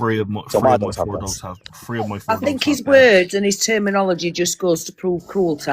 That when he said it to me, I ignored it straight away. Because to me, as a pet owner and somebody that I am too fluffy, I suppose, my dog deserves a bed. It's having a bed. 3 of my 4 dogs have beds. The other one doesn't because he chews it. Yeah. That's He told me it's as he simple told as me that. to take mine away because it would affect the Yeah, training. It would make my dog soft. Like my Czech's had a bed from being young. He's never chewed a bed. My bull herder, you know, he got a bed as a few months into having him. Once, you know, I could trust him not to chew it and eat it. My Rotties, again, on a logical standpoint, for me, you have to earn it. Because Rotties are bad for chewing things, and again, Rotties are bad for Pika as well. They will chew and actually eat and consume and swallow it. So yeah, but no, he's full of shit with that, Joss. So, 1 sec, I'm just sending, I'm a fluffer. just sending a quick message. I'm a fluffy, you know I am. So when he told me to take my dog's bed away, I ignored him anyway, mate. Nothing wrong with a fluffy dog owner. Fluffy. It's just being nice to your dog. I know it's a 3-minute video, but can we watch it again? Because Cartel commented when it was playing, and what was it that you think he said, Cartel? Something about Yeah, he says he'll 123 the dog, which is you'll hear people say I'm going to 127 my dog, which is an e-collar term. Wow. Can we watch that again, please, Joe, to see if he does indeed say that? He's a vile. Did I just hear that right? He threatened to 122 the puppy. That's I think so. Right, just wow. Come on then. Calm yourself.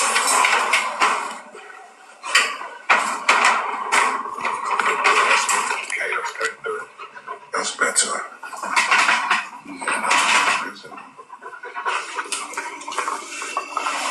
Exactly. Look at that face. That's the face of an abused dog.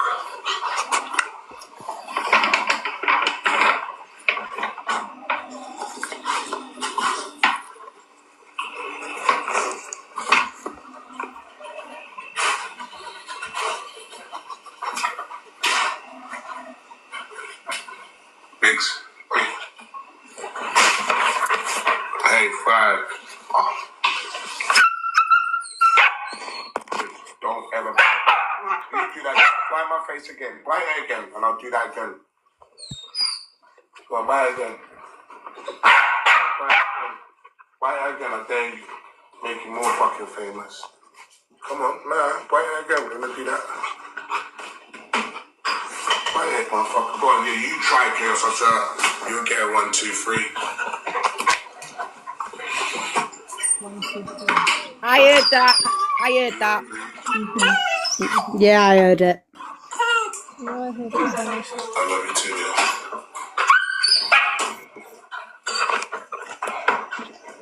They're always screaming because it's the state of arousal. So when you get high-pitched screaming sounds, high-pitched barks, that usually is to do with excited arousal. It's when you get the lower tones, the lower barks, where that's usually sort of more in the fear-based range of things, and or the distance increasing sounds are lower pitch. Generally, the distance decreasing sounds are higher pitch. I'm gonna fucking hurt you in a minute. I swear down. You better leave me alone. I'm gonna fucking do you in. I'm gonna do you in.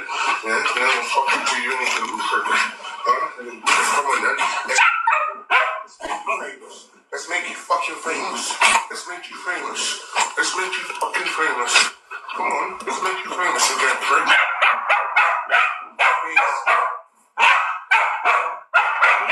You bite me, I swear, Chaos, because you bite.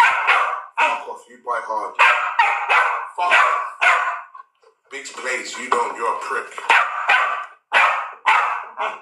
Come on, Biggs, tell him fuck off. Tell him fuck off. Oh, I'm trying to make fuck off.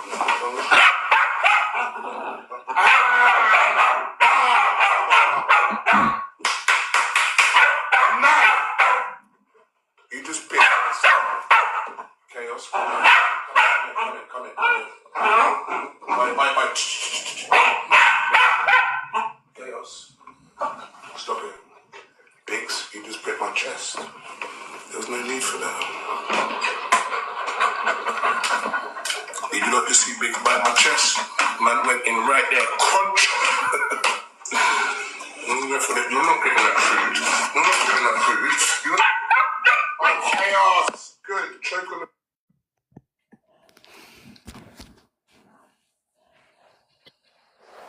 Somebody mentioned something about littermate syndrome earlier on. Was that you, Kate? No, it was actually Chloe. Chloe wanted to have a chat about littermate syndrome. I wanted to learn a bit more about what the long-term effects are going to be for these puppies, what they potentially could pass on to any offspring that they have. Yeah, there were some yeah, good comments saying that it puts them both in the same littermate crate syndrome. together. Yeah, a few people have mentioned littermate syndrome. Yeah. If you could just talk about that for me, that would be amazing. Thank you. Yeah. The thing is about LMS isn't guaranteed though. Just before anyone starts thinking it is, it's not actually guaranteed. No, to it's happen. not. I've got 2 sets of littermates. Yeah, it's just a misconception Currently. people have. Right. But So Claire, what will the effect of both those highly reactive, highly strung, fizzing puppies being put together in the same crate do to them? Let's bounce back to littermate syndrome. I'll get to you. So littermate syndrome is not something. So it's not really been massively studied scientifically. So my friend Ros Pooley did her master's thesis on it, and I keep bugging her to get her to publish it because it's actually really, really good work. But overall, there is no specific littermate syndrome that we can pin down.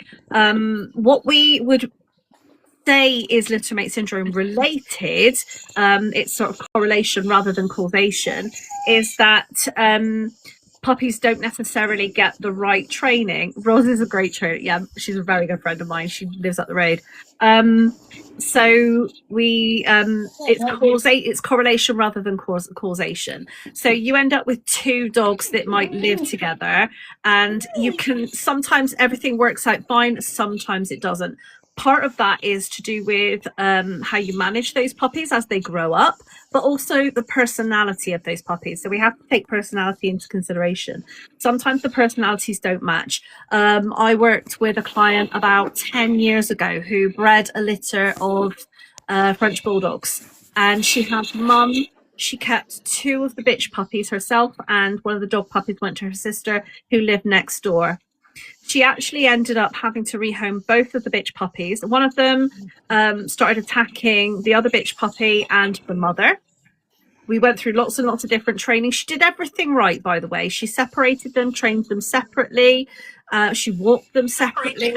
So they had the I can hear myself. They had the opportunity to bond separately with her as the human being. So part of littermate syndrome is that they bond with each other more than they bond with the human, and they then don't listen to anything that they're asked to do. They don't kind of respond. They don't socialize very well. They don't have that kind of secure base. So that means that when other human beings are around, then we're quite often going to see sort of generalized fear of other human beings. Sometimes that presents in sort of fear, aggression. We'll see things like reduced impulse control around things as well. So that is one of the things that we're trying to mitigate by saying, you know, you need to train these puppies separately. They need to have time alone with you. You need to take them to, you know, all those kind of things, feeding them separately. And then you can also bring them together and work them together side by side so that they also see the value in working side by side.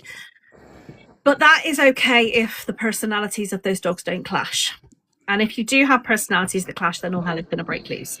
And it doesn't necessarily mean that you have a male and a female and it's going to work. It won't necessarily work. Quite often, I would say you're going to see littermate syndrome type like correlation in bitch pairings more than you do in dog pairings, believe it or not, because, you know, the hormones do weirder things to them.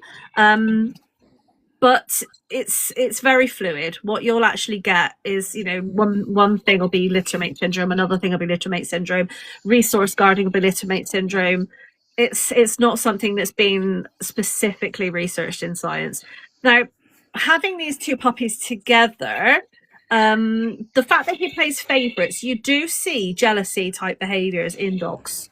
An element of that can be sort of resource guarding as well. So the way that he treats one puppy over the other, that's going to have a detrimental effect on the secure base of that puppy, Chaos, because he's not going to feel as nurtured, and that's going to be more detrimental to him in the long term. Whereas Biggs, he does get a little bit of affection from Jay, so he's going to have a better secure base. So he'll probably be a little bit more rounded in his behavior as he grows a little bit older. Still say with the other behaviors that you see, it's not great if he's being punished, but I would say Chaos takes the brunt of it. And that's because he doesn't have that same secure base with Jay as Biggs does. So he's going to come off worse. And because this is happening now before he's gone to any new home, that's going to have a knock-on effect to him as he grows older, because he's not going to trust humans. Because he never had a secure base with a human being when he was young. He's not going to have a secure base with an adult, because he's not going to know how to create that. He's not going to have that level of trust in a human being. And we do see that in young puppies that haven't had that secure base. We see it in human beings as well. If you haven't had that security as a young animal, then you don't know how to interact. You don't know how to behave as an adult animal either. So it has a long-term effect. And that's going to have an effect if you do then go on to breed and produce your own puppies. Because that is in you, that's in your genetics, that genetic expression, that behavior, that not knowing how to create that attachment is going to come out in your puppies as well. So it's going to have a knock-on effect all the way through the lines. And for these guys that are doing this kind of work, I think they've just Dan, I think it might have been Dan that said it, if you've got a dog that doesn't have that kind of secure attachment, it doesn't have that trust and that bond with their handler, then that means that dog could then come back on them. Yeah. Also, you see it with which pups which. Chaos is the one that he's pushing across. Smaller, darker puppy. Yeah. You see him cuddling the first pup, and then he starts to play with the first pup. The play with the first pup puts the other pup in a state of arousal, which is why you've got the barking. Yeah. He then corrects the pup that's barking because he's aroused. Because the other one's being played, it's just a vicious fucking circle. He doesn't know how to manage behaviour, does he? No. And that's the thing. A good trainer can bring arousal up and bring arousal down. So, even doesn't matter what puppies I'm working with, but I'm working with my litter of puppies or a client's puppy. I mean, I do a lot of stuff with little puppies. I have my Mayat is my stooge, so she does a lot of stuff with me and my puppies. And so we talk about how we bring how puppies' arousal will naturally go up just from the environment and the experiences that they're having, but then also how we can bring that arousal down. And he goes on about throwing food at them. And actually, there was a video a while ago which made me laugh. He's going, oh, you can't do this. You just these force-free trainers just throw food at it. And you know what he said? Look at this. I'm going to throw food down, and he's not going to do anything. He threw a handful of food down, and the puppy went, "Oh, food!" and went running straight in on the food. And I thought that was absolutely hilarious. And I went, "Well, there you go." But actually, sniffing that activates the seeking system, which activates the parasympathetic nervous system, and that actually is calming. So that is how we bring arousal down, by activating the seeking system. So all he needs to, he kind of does it inadvertently when he's doing his. I would say when he's trying to do his scent work, because that's iffy. Oh yeah, that's iffy. That's iffy. Iffy is the kindest word for it, considering the kind of scent work that Kate and I do as gun dog people. We're working on they're tracking wild animals essentially, and having. Certainly, I've got pointers, so my dogs are tracking wild animals through huge, vast areas and then pointing them and flushing them and putting them up. The kind of scent work that we do and the indications that we expect our dogs to have, I sort of looked at that and went, I don't quite understand how that is going to be a scent indicator someday. But by putting the food down and getting them sniffing and indicating, then that's igniting the seeking system. But some of that did make me laugh. I did honestly. I was cringing so much when I watched him doing that. Unbelievable. Like you say, dogs live in a world of scent anyway, and I mean, our guys, what we do with them, it's although it comes very naturally to them, it's very complex. We have to hone those skills. Yeah, and we have to teach them that those skills, we want to work with them as well, that will help them along the way. It's very much teamwork with us. But that as a result of that, it means that we have to understand how wind moves scent, and we have to read the environment as well as the dog does. Yes, Wow. we do. That's very nice. Oh, wow. So Wow, somebody's wow. One of the things that I've noticed when he's doing his scent work actually is he always puts whatever that little piece, I think it's a key, isn't it? He always puts that key in roughly the same location. So we've got context specific learning going on there as well. So the dog is always going to go to the same place and know that he's going to find it in that rough area. So the dog probably isn't using his nose in the way that it should be. You want to be, if you want real scent work, then you need to be moving locations and putting it in lots of different places. But he always goes to that same little patch of grass behind the van. The problem is, again, he's watched something, or he's heard someone do something, or he's seen someone do something, and doesn't know how to implement it properly. Because when he was doing his so-called retrieval work with the fucking spanner or whatever it was he had in his mouth, the dog was actually given what we would call an article search, which is dog finds article, dog goes into down to indicate, then you reward dog. Yeah. His dog was offering that behavior naturally, but the dog was confused as fuck because the dog doesn't know what a retrieval is, even though he was asking for one. So he hasn't backtrained it. It took the dog far too long to find that spanner, but that dog itself should already know how to article search from the previous owner, since it's quote unquote been a GP dog. Right. That's what I said to Kate the other day. Yeah. But it took that long. It was embarrassing to watch. It took that long. So he doesn't. I've never actually seen him do any retrieve work. All I've seen him do is really, really bad guarding, and that article search where he's trying to find that key. I mean, his guarding work, I was just like, that is what I don't understand what you're doing there, because clearly if you're having to zap that dog every single time you get it out to do guarding, the dog doesn't actually know what you wanted to do, does it? So how about you teach it? So again, what he's seeing is there's a very old KMPV method of box guarding, and I'm not educated enough on it to describe how it's done, but how he's doing it is a very, very, very shit way of how they used to do it. They don't teach it like that anymore. And they almost electrify the box, basically, is how they do it, or how they did it. But I'm not educated enough to talk on how they okay. So if they go anywhere near the box, they get zapped, so then they come back and bark at it. Yes. It's just an extremely outdated method, the same way with IGP with position sticks. He needs to get with the times. There are better ways to teach it, and he clearly doesn't understand it yet, or he's not willing to learn the better ways. It's just outdated. He's watched someone do something, doesn't know how to understand how it's done or why it's done, and he's trying to make it work with dogs that he's never going to compete with anyway. He's wasting his time. There's no point in doing a fucking box guard with a dog that's never going to box guard. Yeah, not a single one of them dogs, not Hazard, not any of them puppies, not a single one of them is going to get a PH1. Are they fuck? Oh, that was very Bristolian, Dan. Are they fuck? The thing is with KMPV is one of the hardest things to do. Yeah, extremely difficult, and only a handful of dogs ever make it, right? And the chance of him having any dogs that could get a PH1 are slim to none, right? So he is wasting his time. He's pissing away. Can you answer me this? What the hell does a green dog mean?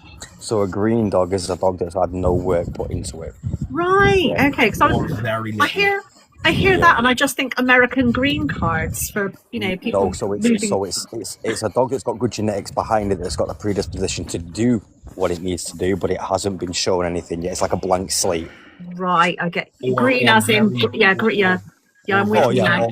Or very little. Or something like just enough to show that it's a good prospect, but not enough to actually train it. Yeah, I know what you mean now. I know what I was clearly overthinking the term green. It's just either blank slate or minimal training. cool. Thank you very much. Sorry. But yeah, no, it's from a long term point of view, this is having a developmental effect on the dog's brain. It will stunt the prefrontal cortex formation over a long period of time. It will activate the amygdala, so the amygdala will be faster to react, which to some degree it is in these dogs anyway. Because they're very dopamine driven dogs, they get a hit of dopamine and their drive kicks in quite quickly. Which is why we have to do a lot of focusing on arousal up and arousal down and teaching them how to get them up and calm them down. Which is why we would look at something like the Yerkes-Dodson law, which is where we find the sweet spot, where we can work that dog still, and then we push into the state of arousal. But the thing is, if you don't manage this and you don't have that functional arousal and all the learning where we're happening without arousal happening, then you end up with this stunted prefrontal cortex, and you end up with a dog that can't function in society because it hasn't had all of that learning. And then that again will have a knock-on effect, because we don't have all of that learning. We don't have any bad experience or even any good experience that an animal has that will pass through through epigenetics into the litter of puppies that they then go on to produce. And I'm pretty certain, these puppies, they're not going to be, they're not Kennel Club endorsed or anything. So they're being shipped out, from what I can gather. I mean, I hear that the bitch that he's bred this litter from is up for sale, and she's probably going to go off and breed another litter. So it sounds like, these dogs are, could potentially go off and be bred willy-nilly. And hopefully the people that have got the rest of the litter aren't treating their puppies in that way, and they'll be a little bit more rounded. But still, the experiences that Hazard and Shadow have had will still come through in those puppies. So they still might have some behavioural issues as they grow. Claire, have you seen? Did Kate tell you about the story about Harley? Harley, what was he, Kate? Harley was a bulldog. A bulldog, yeah. I'm just wondering as to if you had any knowledge about what he must have put that dog through for her. What was it, boy or girl? Harley was a little girl, and she came back from. I think Chloe, are you still in? An old time English bulldog, yeah. Chloe, are you still in? How long did? I love old times. How long did Jay have Harley for? Was it about 8 weeks? About 8 anyway, weeks. The dog came back completely broken. Where she had to be 7 weeks. She had to be put to sleep. She had to be PTS. She was that broken. And her owner, I've spoke to her owner. I had a really good chat on the phone with her. We had a video call the other day, and honestly, my heart breaks for that woman. She tried everything, and at one point, she couldn't even get in a room with the dog.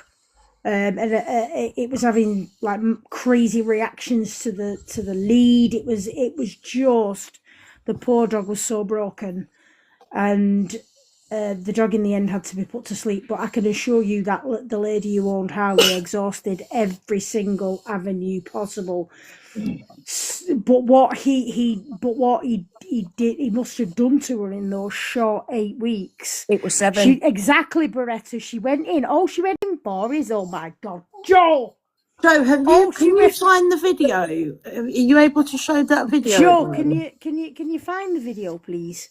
It'll be on the Dogs and Owners. It'll be on Dogs and Owners. Yeah. Let's see what Claire thinks of the. Yeah, it's interesting to know. I'm just putting this up in case Jay's minions are in here. So listen. All he does is run his gums. He'll not run his dog. Well, he's having a bloody laugh, isn't he? We want to see him accept this challenge of he's got the best dogs around. Well, he's got. We've put it out there now. We accept that challenge. He's got the best dogs. He did, Beretta, and she only sent the dog to him for basic obedience. She wanted a solid recall, and all she wanted was basic obedience. Right, earlier we were talking about the warning signals disappearing. Yeah. Yes. Right, so that's what's happened with this bulldog. he has basically fucking put that dog into a state of fight or flight, taking the flight away from the dog. I know you've got freeze and fawn as well, but we'll ignore those two for a second. He's put that dog into a state of fight or flight, taking the flight away. The dog has had to fight his way back out. But the warning hasn't worked. The growl hasn't worked. The baring the teeth hasn't worked because the fucker just picks it up by the scruff and throws it in a room or kicks fuck out of it. That dog is then gone back to its previous owner without the warning signs anymore, but is now touch aversive because every time someone's put his hands on it, it's fucking hurt. That's what. And it was starved. It's the one that I showed last night. Was it last night? Oh god, the days are mingling at this point. I showed it Last night. Last night. Yeah, That's it. Yeah, it's trigger warning. It's not an easy. It's not an easy watch. But Yeah, but we owe it to these dogs that have. You know what I mean? We owe it to these dogs. We owe it to these dogs. The word's got to get out there because enough is enough. I'm just interested to what Claire thinks. That's why I've sent. Yeah. While she's here. While she's here. Yeah, right. Trigger warning. Massive trigger warning, and you. Yeah, go on.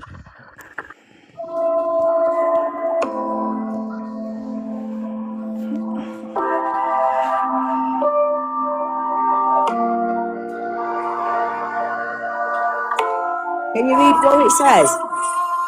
No. Can you read it out, Angel? If you go back, Joe, and I'll read it out if I can see it. Hang on. Can you see it, Mel? Because I know you're blind, aren't you? Yeah, I'm blind as a fucking Batman. You might as well turn the volume down as well because there ain't any actual sort of, apart from where he grabs the puppy and grabs the dog and lifts it up by the scruff. There's no actual video. We can turn the music down.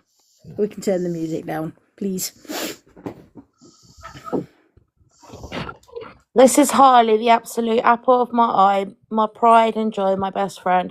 Anyone who knows me knows the love I have for my dogs. Oh. Right. I'm not that bloody fast. And that's why Harley's story has to make positive changes. This has to be by far the hardest post I've ever had to write. So please stay to the end. We'll get there in a minute. Like and share and show your support.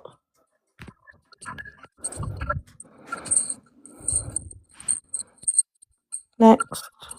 Harley had needed some training, and after months of searching, I came across this man on TikTok.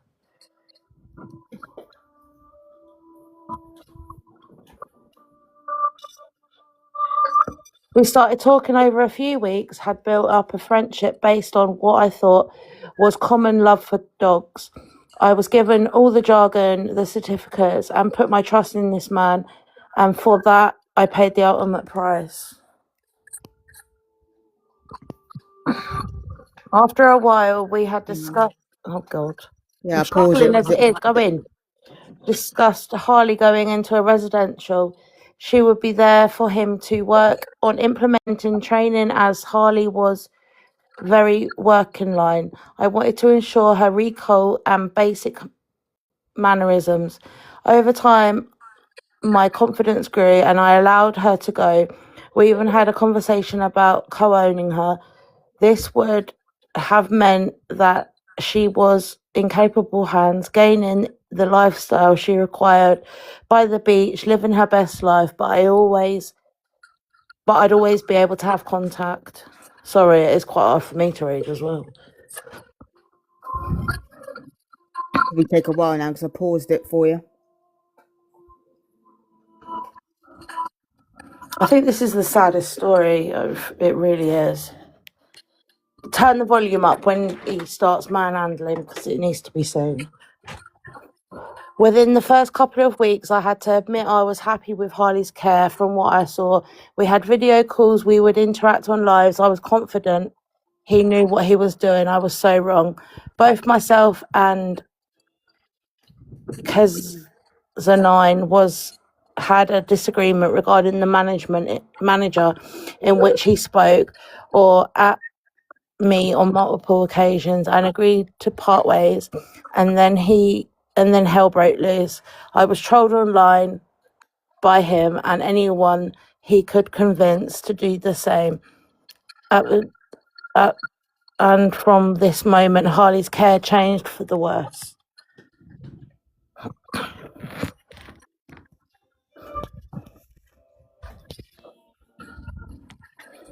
I was blocked from any lives, and via any other means, other people were contacting me, concerned that Harley hadn't been seen much, that she'd been showed in an outdoor kennel where he housed her with 2 reactive Frenchies out in the cold, no heating, nothing but straw on the floor. Then I received this. Turn your volume up.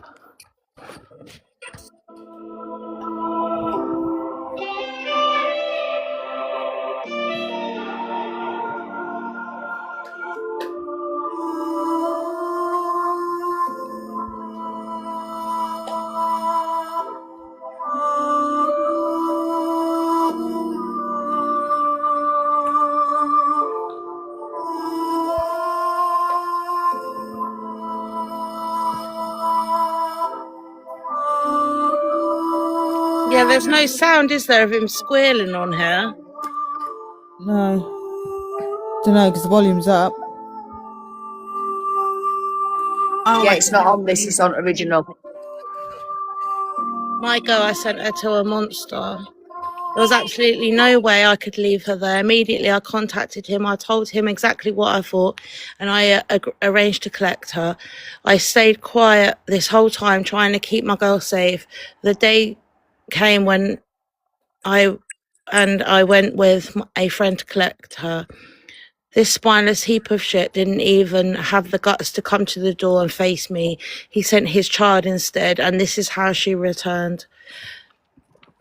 We'll have to put the other video of the sounds on after.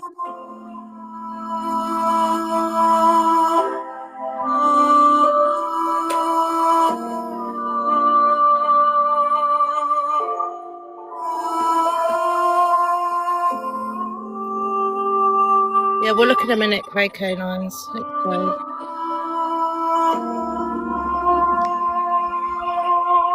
Oh. Get back here, you.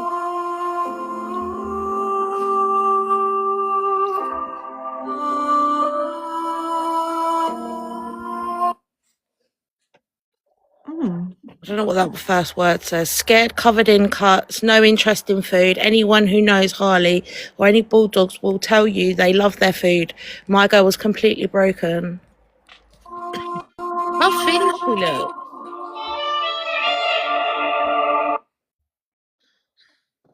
I got Harley home, worked with trainers, rescues and vets until I had exhausted every option and possibility, and then sadly I had to get the news I dreaded. Harley was mentally too broken, which in their professional opinion was caused by something severe harm, beating and restriction to access to food and water, nothing and any and after months of trying, Harley had to stop suffering. The abuse Harley suffered left her so scarred that sadly no trust could be gained between her or any human. Sadly, the experience she received around dogs in the run, I don't think she's actually written properly, in the run meant she didn't trust other dogs either. Sorry guys, I am straining as well.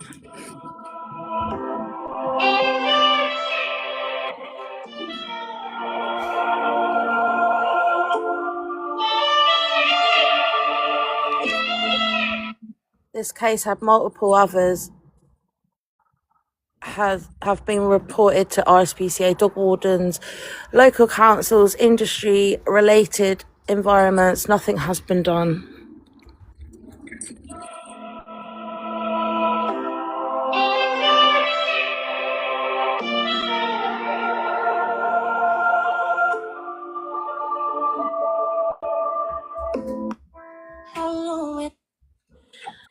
I want justice for Harley and any other dog who suffered the hands of Jaker, including the puppies you dumped, you fake ass something.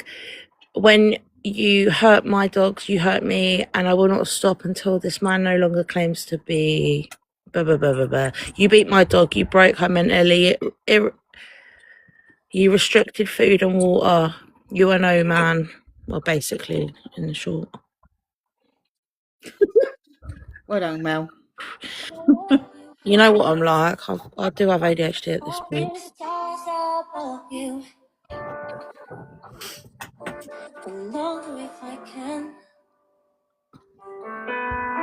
How long will I need you? As long as the seasons need to. Yeah, that's basically it. And then I think she shows when she gets, Yeah, laid on the floor of them and all that. laid on the floor. But can you put that video quick up, Joe, of the noises? And then we'll get Claire's opinion. When it happened, he admitted to kicking fuck up. When it happened, he I admitted can't to listen kicking to fuck that up the dog. song. No, I can't either. It's horrific. I hate that song. It's But just so we've got the noise of the dog and what he's doing, and then we'll talk about that. We played that I've song got at my just a dad's single funeral. video. That was mine and my dad's song.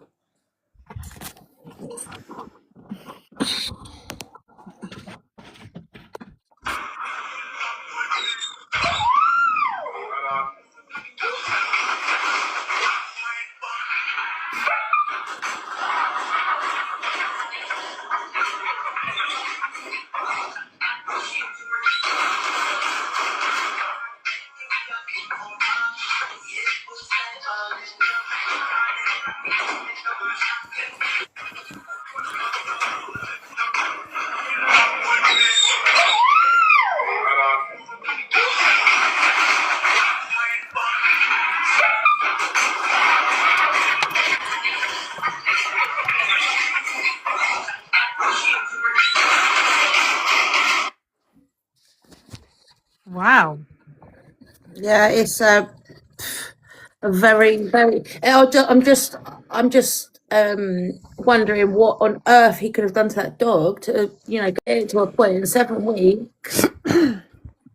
Well, he couldn't function. It took his ability. It took the dog's ability of warning away. The dog did everything it could to tell it wasn't happy about what's going on, and he carried on hitting it and hitting it and hitting it. So now the dog's become, one, touch averse if it doesn't want to be touched by a human being, and two, every time it feels like it's being backed into a corner or isn't happy about something, its first instinct is to take a run at you, because every time it's tried to warn someone before, it hasn't worked. But to do that in the space of 4 weeks, 7 weeks. Yeah, but because he had her for a little while and everything was good. All right. Yeah. Okay. Yeah, that's true. Yeah. Why So would he suddenly change then? It was even shorter than 7 weeks. It changed because they had a fallout online. She was in the lives and some comment was made that he didn't like, and it started from that. Is that Chloe? Is Chloe the Yeah. Tina? Can I drop you for a minute, Tina, so Chloe can go up? Because Chloe knows all about. So he took out the dog, basically. Yeah, come on, Chloe. Hope you come, love. Because obviously it's her baby, isn't it? There we go. Hi, I'm literally just laid in bed listening to it, but you're absolutely breaking my heart with these videos. I know, but it needs to be done. We don't enjoy it. It's definitely. Yeah, I just wanted to explain a couple of things that, to be honest, I don't even know if I've explained them ever yet, because obviously it was quite raw. So obviously when she went for training, he had her on the screen quite a bit, but when they fell out, he then just put her in the kennels outside. She was in there, she had no bedding at all. It was literally just straw and no heating at all. And she was locked out there 24/7. She didn't come out for training at all.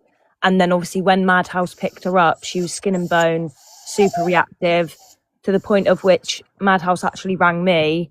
I think it was a couple of days after she picked her up. We spoke on the phone when she collected her. And then a couple of days later, she rang me when she'd obviously reached out to certain people. She was still waiting to hear back from a couple of them. This dog had to be locked in a room because it couldn't even be in a room with other dogs. It couldn't be in a room with other people. She did try and integrate the dog into her house. She put it in the crate in the room to start with, but it was literally just trying to attack everything. It was constantly in that flight mode of, oh my God, kill or be killed. And it was horrible to watch. When she rang me, because I watched this dog before it even went to Jay's, so she rang me, she was showing me her dogs and things, and this dog was in her garden playing with the other dogs. It was always socializing with the other dogs. It was brought up like that. And then when we had the phone call and the dog couldn't even be in the same room, it was really heartbreaking.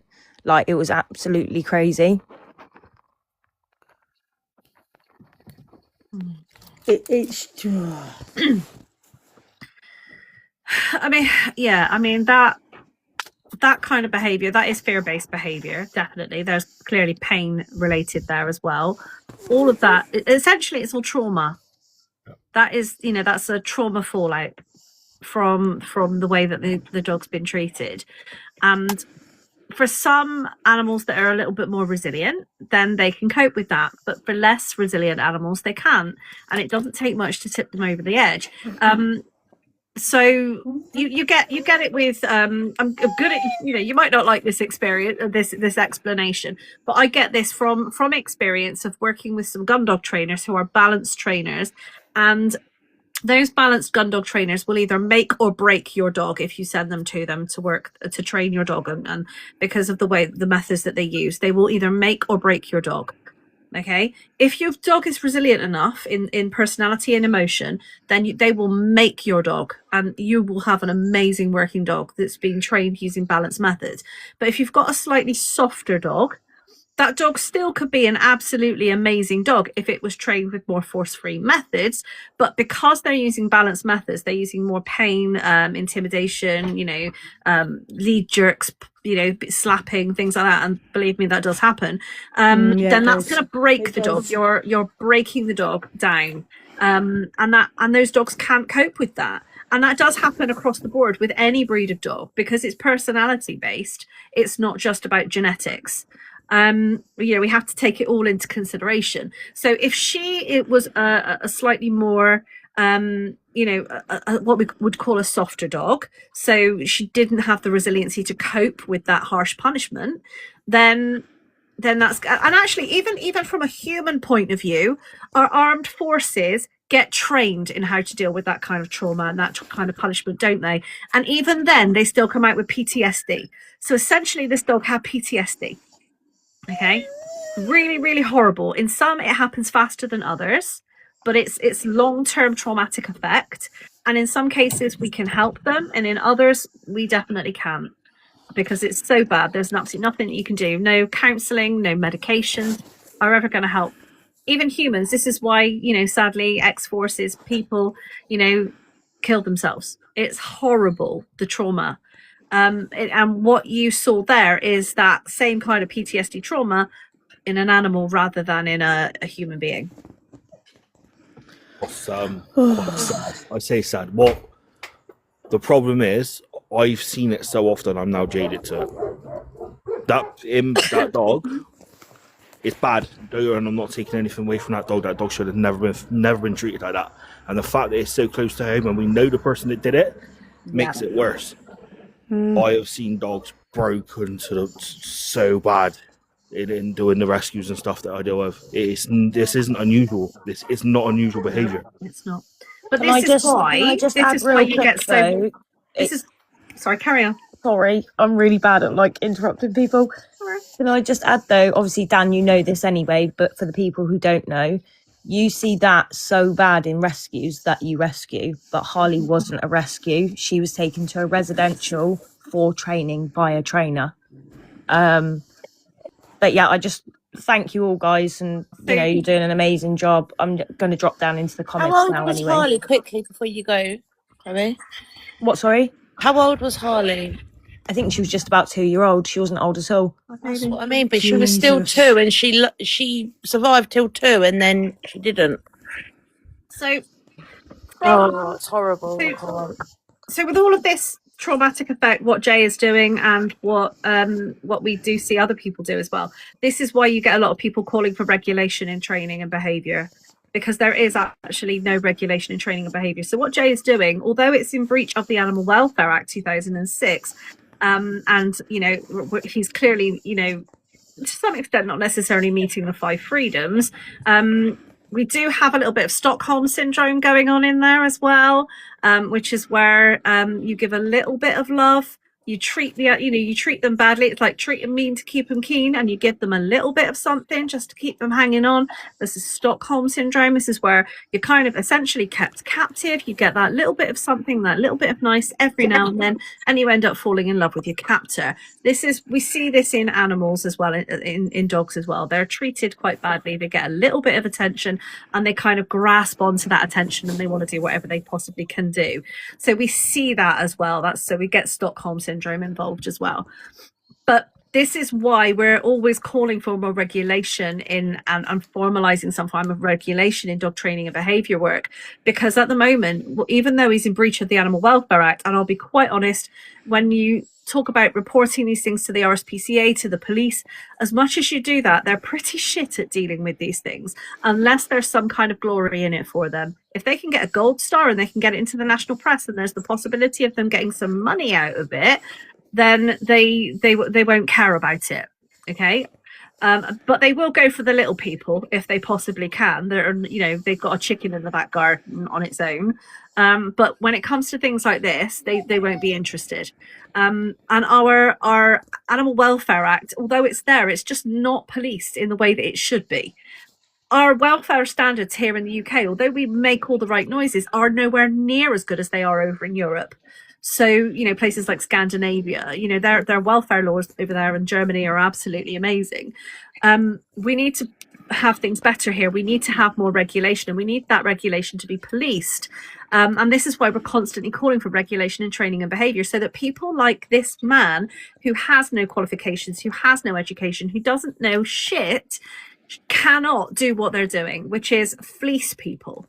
Yeah, he's a hack. He's fleecing people. He's convincing people by talking confidently and saying, I know this and I know that, because he's creating his own rhetoric that he actually does believe, which is why he's so convincing.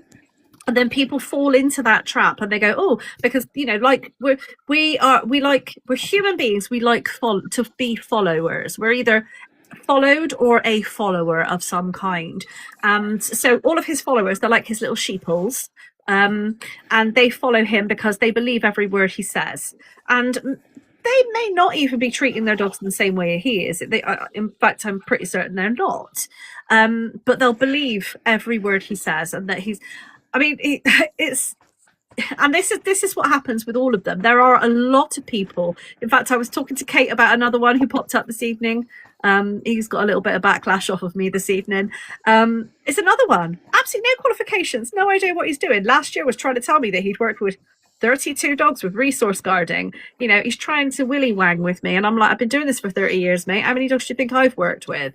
So there are a lot of these people out there. I can name loads of them all over this platform alone that have no qualifications, no experience, and they talk confidently, and I can blow them out of the water within seconds with what they're saying, because I know what I'm talking about.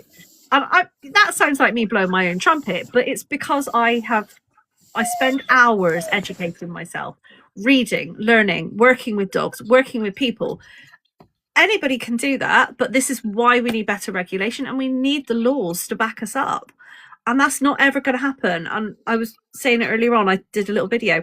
I am never going to see that regulation. If regulation into this industry ever comes in, then I'm not going to see the benefits of it in my lifetime, because there are people with no qualifications that are going to be working as trainers now that will get grandfather rights, because the government won't want to remove their form of providing for themselves and their families.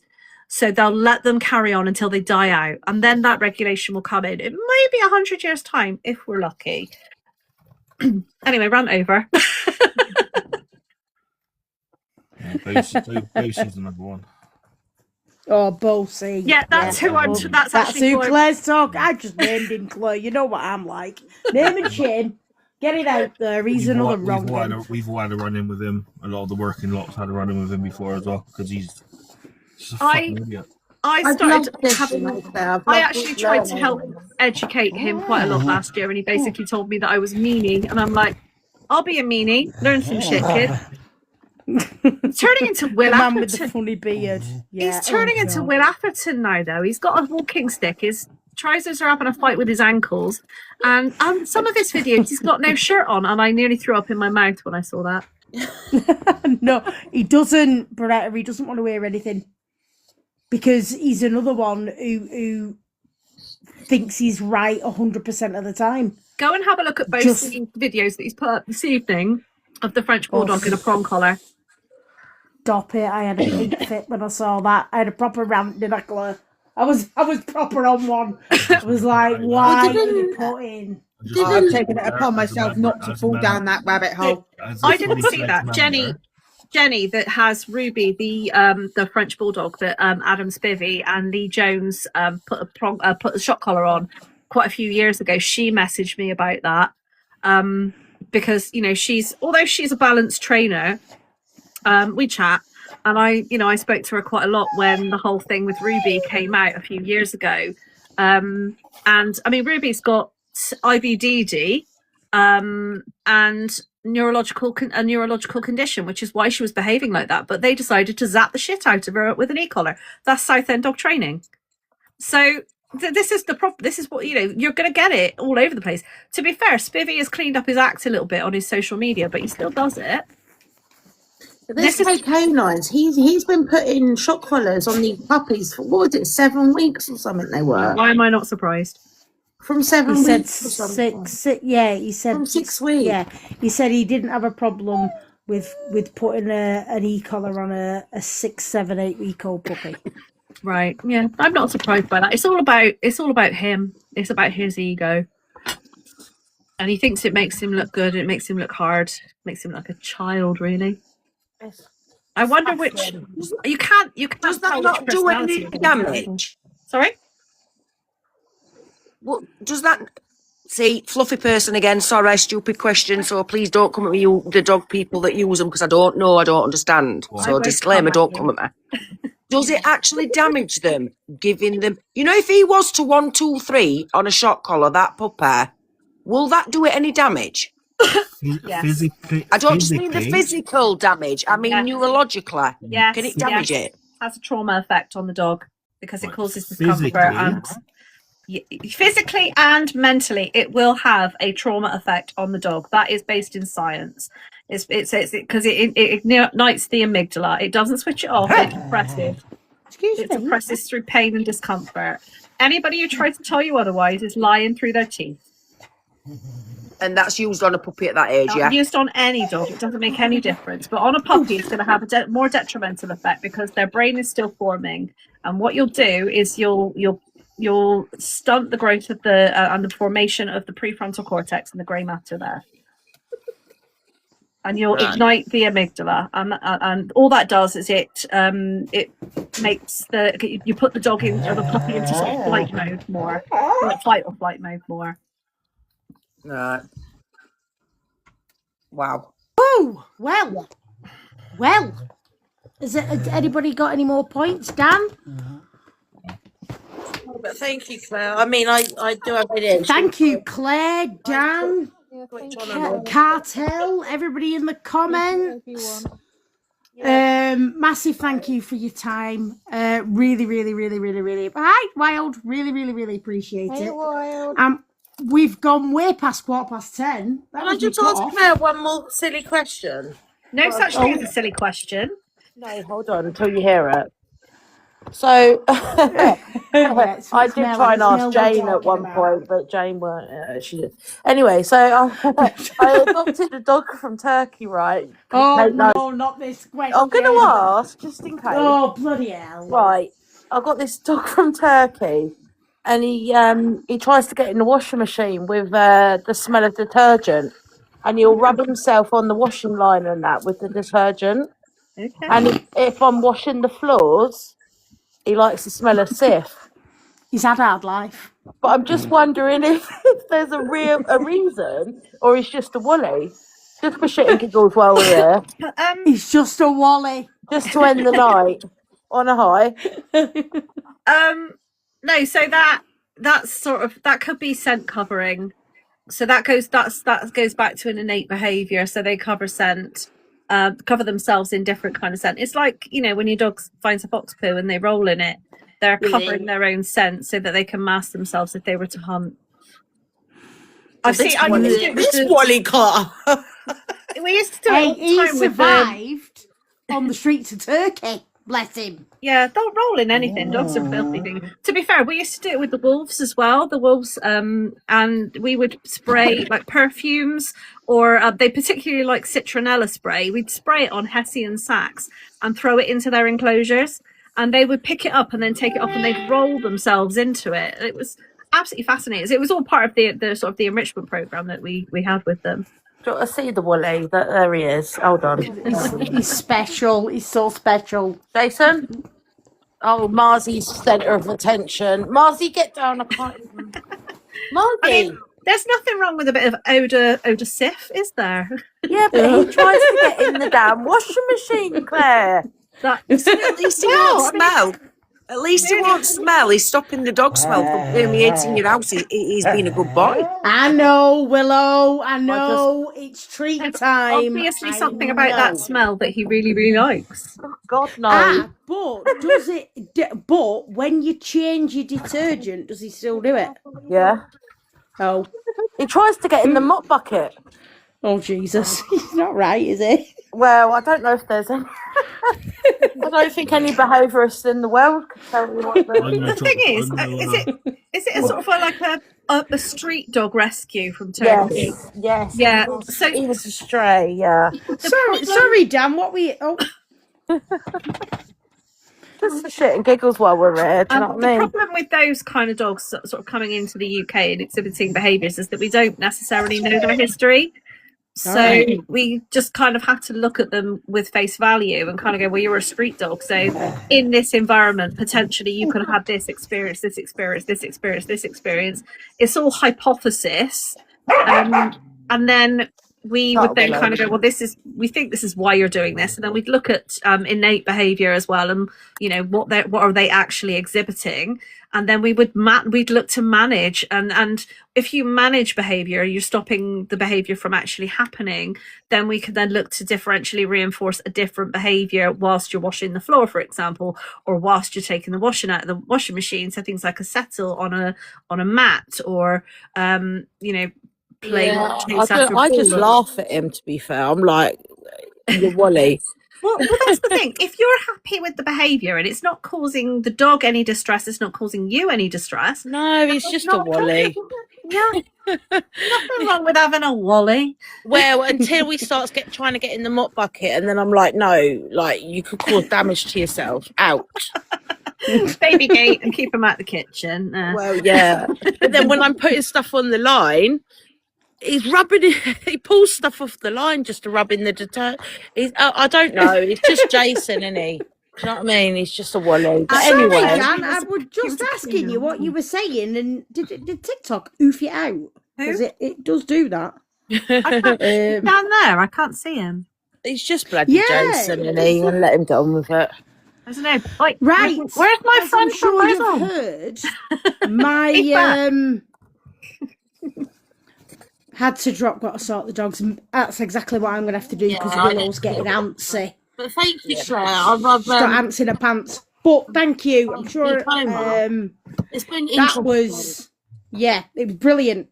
Learned you know what? Thank you very much. Thanks, really Dan. I don't think Cartel's in here, but they were brilliant, weren't they? Can I also, I want to thank Dan and Cartel as well for coming in. I think that was really helpful because obviously from my point of view, I work with a lot of dogs with different various drives. So, you know, big, you know, from Dobermans and Rottweilers to Bulldogs and Malinois and, you know, German Shepherds and all those kind of things as well.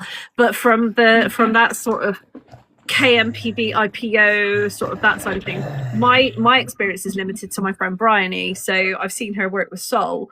And and a little bit with Rosie, Jo Rosie Haffenden and Nando, because I know them as well, but not. I don't have that personal experience of doing that. My German Shepherd was just like, you know, a pet German Shepherd in the 1980s. So I've always been more gun dog minded. And obviously we work with high drive dogs. It's just the drive is, you know, in a different sort of positioned in a different way. Yeah. I mean, that really annoys me, because this is something that Jay says an awful lot, and I've heard it a lot. Oh, you've got spaniels, it's not the same. Well, it is. And they're Yeah. very Because sensitive. Very. they're still high drive. Yeah. That's the It's thing, just- actually. No matter what method of training you're going to use, you do need to remember that the dog in front of you is still a being. It still has emotions. It still has feelings. It still feels pain. So whatever you do, whatever training method you use, you have to, you know, be sure that that dog is actually going to be able to cope with it. Which is where we're sort of going back to that. You're either going to make or break that dog if it's resilient enough or not. And for a professional gun dog trainer, if they're using balanced methods, if the dog is not resilient enough to cope with that, they'll throw that dog out, and they won't want anything to do with that dog. No, and I they have won't. had They will owners literally- get their they will dogs literally back bin from it. those trainers, and those dogs are broken. I had a Labrador a while back, went to a trainer local to me. He did one session with that dog, and you know what? You could not show that dog a gun dog dummy again without it freaking out. I was like, what on earth happened in that session that dog won't look at a dummy now? She'll retrieve now. She's actually okay. She's actually working on shoots. She's a lovely dog. We built her confidence back up, but from his point of view, she wasn't resilient enough to cope with the way that he was going to treat her and or train her. It's crazy. I mean, I actually think me and Jay locked horns because when he was trying to train my dog over the camera, the way he addressed me, snipped back at him. And when he said, "You're paying me to train your dog," I said, "Yeah, because I haven't had one of these before. But don't forget, I had gun dogs. I trained dogs to bring a bird back and not crush it. Dogs do want to bite. Dogs do want to crush. I trained one not to do that. So I've trained hard mouth out as well, I'm not stupid. Do you know what I mean? But I think he found that offensive. Like, he took the umbrage that I was actually saying to him, "Don't talk to me like I'm a divvy little woman. I have got. I understand how you train. You know, Yeah, because you're biting his ego. That's why. I didn't like being talked down to because I'm not actually stupid. I wasn't sure of the breed of dog I've got. And I was suckered into I drank the Kool-Aid. I did drink the Kool-Aid. I'm a stupid idiot, and I did. Just because of the reasons you said earlier, actually, Claire. You actually made me feel better. I am human. Yep. He said all these things that made me think the man knows more than I could possibly ever know. 4 quadrants, bollocks. And we love TikTok shop, whatever. But I fell for it. And then I'd got this bull breed that I'd never had. It needs to be on a prong. It's too strong for you. It needs this. It needs that.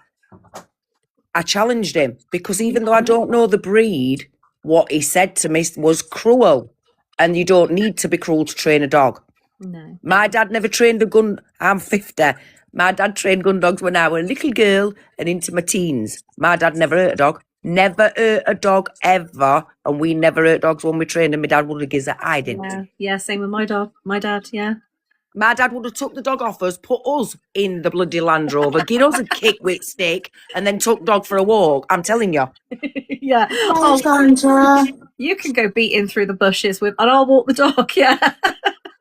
No, we'd have got locked in land. If we'd have turned, or if we'd have done anything naughty to a dog, violent, aggressive, even verbally bad, my dad would have took the dog off us, put us in the Land Rover, locked us in the Land Rover, probably twatted us with beating stick, and left us there for rest at beat.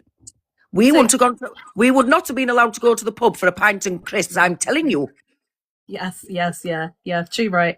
But but herein lies the problem. So as an owner, how are you supposed to know? Because unless you have some base knowledge, you don't know who the people that also have the knowledge are.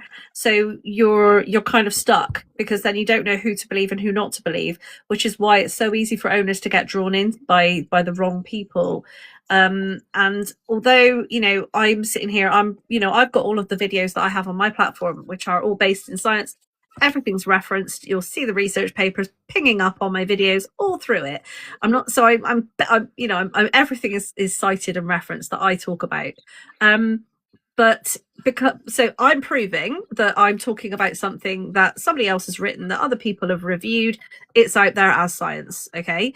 But those other people aren't. And not everybody will look at that and go, well, she's talking about science, and they're talking about science as well. But that she's doing research papers, but they're not going to see the difference. They're not going to go, oh, well, she's putting research papers up, so I should believe her. They'll just go with whoever sounds more confident. And in all honesty, the more qualified you get, the less confident you're ever going to be. Imposter syndrome creeping in. So you'll always put an element of doubt in when you're talking to a client. And clients don't like doubt. They like confidence, and they like, yes, I can deal with a problem, which is, again, a lot of why these people are able to do what they do, because they come across as so confident. So they lure you in with that confidence, whereas I will come in and I will go, I think we can do this. I'm never going to make a 100% guarantee, because it's an animal, quite frankly, and I can't make those promises. So, and straight away, there's that little element of doubt, and people don't like that. Do you know what, Kate? I love her. Kate, I love her. I love her. You're so right. You're so right. And I'll tell you why. Straight John Bull talk. What you've just described is, when you look at something, the confidence pulls you in. And I'd love to use a different terminology, but please don't take this offensively. Those that confidence suck you in. The nerd syndrome ones that actually have got all the facts and they're the ones you should follow, you don't. Because the confident one pulls you in and, yeah, I've got this, come on. I've got you. I've got your blood. I've got your blood, and you're in. And I 100% put my hand up to the fact that I am a geek, and I put the science up, but I try to do it in a way that's accessible. There's nothing wrong with nerd. We should take more bloody time to read and research. My mistake was I didn't goddamn research enough. Well, just like watch say, videos. We need to, very good. We need to He's end very this, good at what he 'cause it's does. getting super Hang on a minute, duper late. speaking. Oh, wait, speaking. All right. Fuck's it, now I forgot what I was saying. thought you wanted to sort Willow Oh out. my God. Listen, you can't interrupt somebody who's going through menopause, because All right, the well, brain you- literally all right, you do it then. dies. Oh, It all does. right. Hello then. Hey, thank God for No, it, what I Charity. was saying was, he shouts the loudest. Yeah. He's very aggressive, and he's learned and honed this behaviour over many, many, many years. Many years. And that's how he draws people in. He's extremely good And at targeting and women it's- when they're down. I was in a Yeah. down. Otherwise, he would Yeah. never have got me. Not no way. Trust me and believe me, he wouldn't. But I was in a down, and he got me. Katie says, I I've hate got the to man sort for the it. I kids hate out that him I've for it. got. I know, yeah. He's just what the kids actually. I've got two. I'm not allowed to see them. Oh yeah, no, they're with me. We've got joint Oh, no, ownership. We have not got any He's kids changed his together, tuning Mel. live Yeah, today, we have. Kate. Fuck's He's changed his sake. tuning live today. You haven't got any because you're a rainbow person. I'm a Yeah, they're rainbow called Jay and boy. Jeremiah. What you want Are about? Oh my God. Right, guys. I thank you, Claire. Thank you. Thank you. I hope you can come up again. You better come up again, Claire. Yeah, if you want me to come back. You are welcome in our lives. It's anytime. been very, very educational, although I do shut down at Night. Yeah, Sorry, and Thanks. and Claire, can I Everybody just give Claire a say, follow, please. Claire, can I just say, please don't question yourself and second guess yourself. Your knowledge is imperative, and when you speak with your top, oh, I nearly said the naughty word, chesticles. When you speak with those, you do it, girl. You do it. Yeah, thank you, because it's you're very clever. I'll be honest with you. The imposter syndrome is the thing that drives you to keep learning, and it's I think I consider it a superpower that I do have that kind of that little thing where I doubt myself, because it means that I'm going to get the next book, I'm going to read the next research paper. I'm going to keep up to date with everything, because I want to do better for my students, because I do actually teach training of behaviour. I want to do better for my clients, and I want to do better for my dogs and for myself as well. So if I've got that little element of doubt that makes me strive, then I'll keep it. Yeah, well, if it's something that drives you, then you keep it, don't you? If it's Thank you so much, everyone, for joining. You do. Thank I you hope so everyone much for learned having me. something. Oh, anytime. You are more. You're one of the team now. You're thank more you. than welcome. But massive thanks to Dogman Dan and Cartel as well Thank for you, bringing guys. in their knowledge. Good night, because, everyone. You know, this isn't our world. It's not something that we have actual experience with. So your experiences, well, it's incredible. So yeah, I'm gonna go sort my doggos out. Willow's been moaning for the past hour and a half. Night, everyone. Good night. I'll take care and I'll speak to you all tomorrow. Thanks again, Claire. Thank